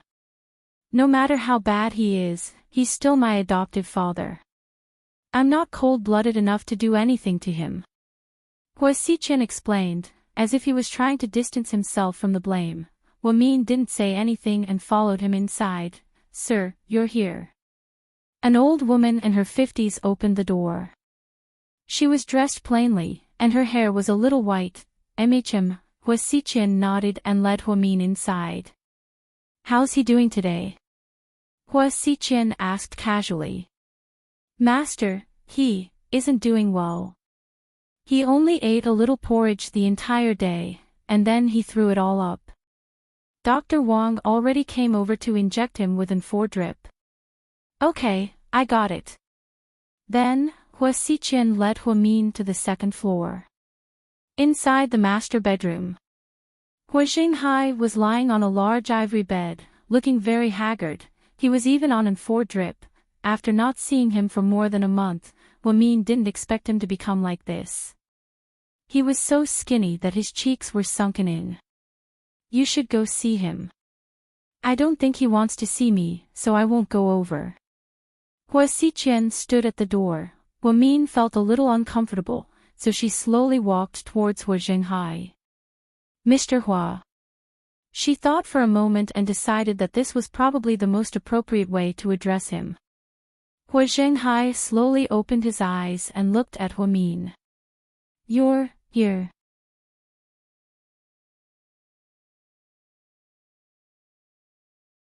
Chapter 1275. Hua Min nodded. Sit down. Hua Zhenghai struggled to speak, and his hands trembled. Hua Min sat down quietly on the chair in front of his bed. Are you okay? Hua Min wasn't lying. As a doctor, she couldn't bear to see a stranger so sick. That's it. You saw it yourself. I don't think I can hold on much longer. Don't say that. Take care of yourself. You're always so distant with me. The truth is, you hate me, don't you? Because of what I did to you and your mother. No, I don't hate you. I don't have the right to hate you. Hua Zhenghai was a little confused by Hua Min's words. He didn't know why she said that. Hua Min slowly leaned over and whispered into his ear, Mr. Hua, the truth is, I wanted to tell you a long time ago, but I never had the right opportunity. Since I'm here today, I'll tell you. Did you know? I didn't take a single cent of the Hua Corporation's shares, nor did I spend a single cent of your money. Do you know why? Hua Zhenghai shook his head, because I'm not your daughter, what? Hua Zhenghai was shocked. I'm not your daughter, but I'm also not my mother and Jingda's daughter. I'm not their child. Hua Zhenghai didn't know what to say. You might be surprised, but I was too when I first found out the truth. So now I have some questions for you. You have to tell me the truth, okay, ask away. After the initial shock, Hua Zhenghai seemed to have calmed down. I heard that you did a DNA test for me, so the doctor and the test report. Did you get it yourself? No, Jingda gave it to me. The doctor who gave me the report was my former personal doctor. Jingda had been my chauffeur for many years, so he knew him. We went to him and he gave me the report, Gu Ning said. Didn't you have any suspicions at the time? Hua Min asked. Yes, I did, so I called my personal doctor again. He said the results were correct. So your private doctor might have been bribed by Jingda, so they colluded. Hua Min thought about this segment. Just as he had expected, everything was controlled by Uncle Jing. Then, I heard that you gave Uncle Jing 200,000 yuan to get rid of my mother. Did you really give him the money? Yeah, I gave him cash, and he personally came to the company's finance department to get it. At the time, I thought that if he took the money, your mother wouldn't continue to cause trouble for me and continue to expose things from the past. That was the end of it, Hua Zhenghai carefully recalled. But Jingda didn't give the money to my mother. I've confirmed with my mother that she didn't receive such a huge sum of money. Hua Zhenghai, so it's very likely that Jingda used the money to bribe those people, but why would he do that? Hua Zhenghai was a little surprised. He hid my identity. He didn't want anyone, including my mother, to know that I'm not your child or hers, but Rong was pregnant at the time. If you're not my child, then where's my child? Hua Zhenghai was sure that Yang Meirong was pregnant with his child because they spent a lot of time together during that time. But if Hua Min wasn't his child, then where was the real Hua family child? Where did it go?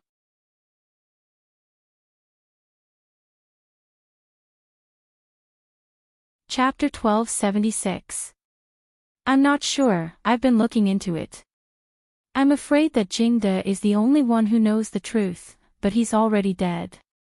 Hua Min said calmly. Hua Zhenghai fell silent. I'm not your daughter, so I won't take a single cent from the Hua Corporation. That's my principle. You came to me for help, but I have no reason to help you. I don't want to get involved in the Hua family's internal conflict, I know. Hua Zhenghai sighed. He thought about how ridiculous his life was. Other than Hua Yanyan, he didn't have any biological children. Not Hua Xiqian, not Hua Si, and not even Hua Min. This was karma.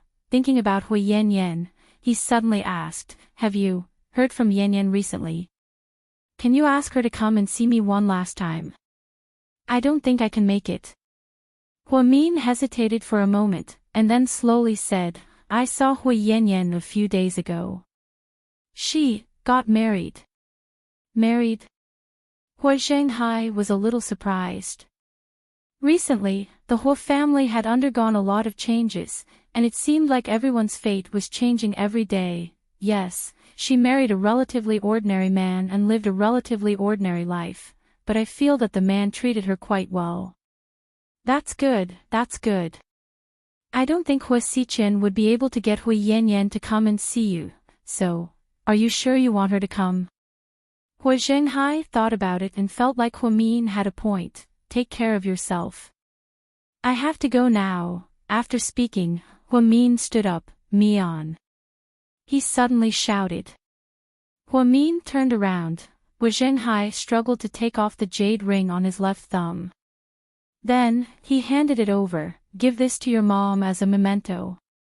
I, Hua Zhenghai, have had so many women in my life, but only a few of them were true to me. Jiang Hong and I got married because of our mutual benefits. Not only did we not have feelings for each other, we even saw each other as a thorn in our side. I doted on that bitch Xinjiani for her entire life, but she heartlessly betrayed me and schemed against me. Your mom was the only one who truly loved me. Unfortunately, she missed the opportunity. There's no need for that, right? Hua Min didn't want it. Take it, it's the last thing I have. I know she's not short of money, I just want to keep it as a souvenir. Hua Zhenghai insisted. Hua Min couldn't resist, so he carefully took the jade thumb ring. I'll pass it on to her. Mian, I have 2 things to tell you.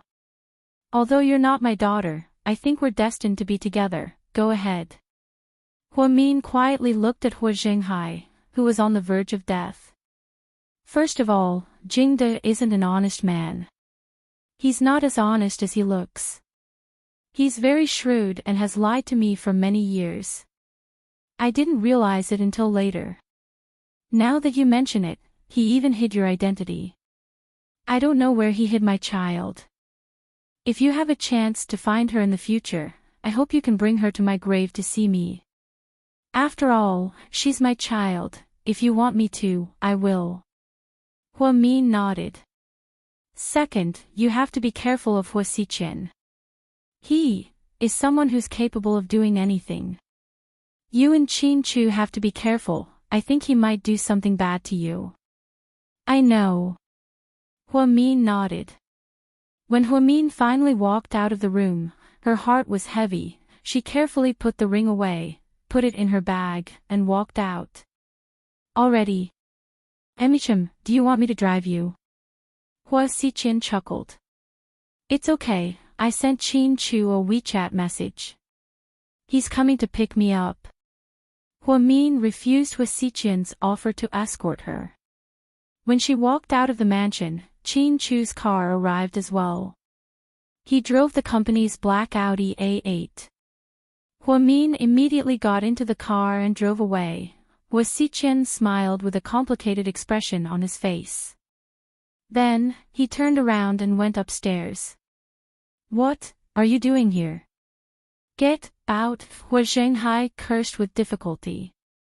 You old thing, you're still causing trouble for me even when you're about to die. Then, Hua Xiqian grabbed a pillow and walked over. What do you want? Hua Zhenghai's face was pale, and his body trembled as he watched Hua Xiqian approach him. You're tuning in to the LoveLore Library YouTube channel. We're so grateful for your support, and don't forget to subscribe to join us on this incredible journey through captivating stories. Your generosity through donations truly makes a world of difference, as it's the primary source of revenue that allows me to expand and enhance this channel for you. Thank you from the bottom of my heart for being a part of this adventure.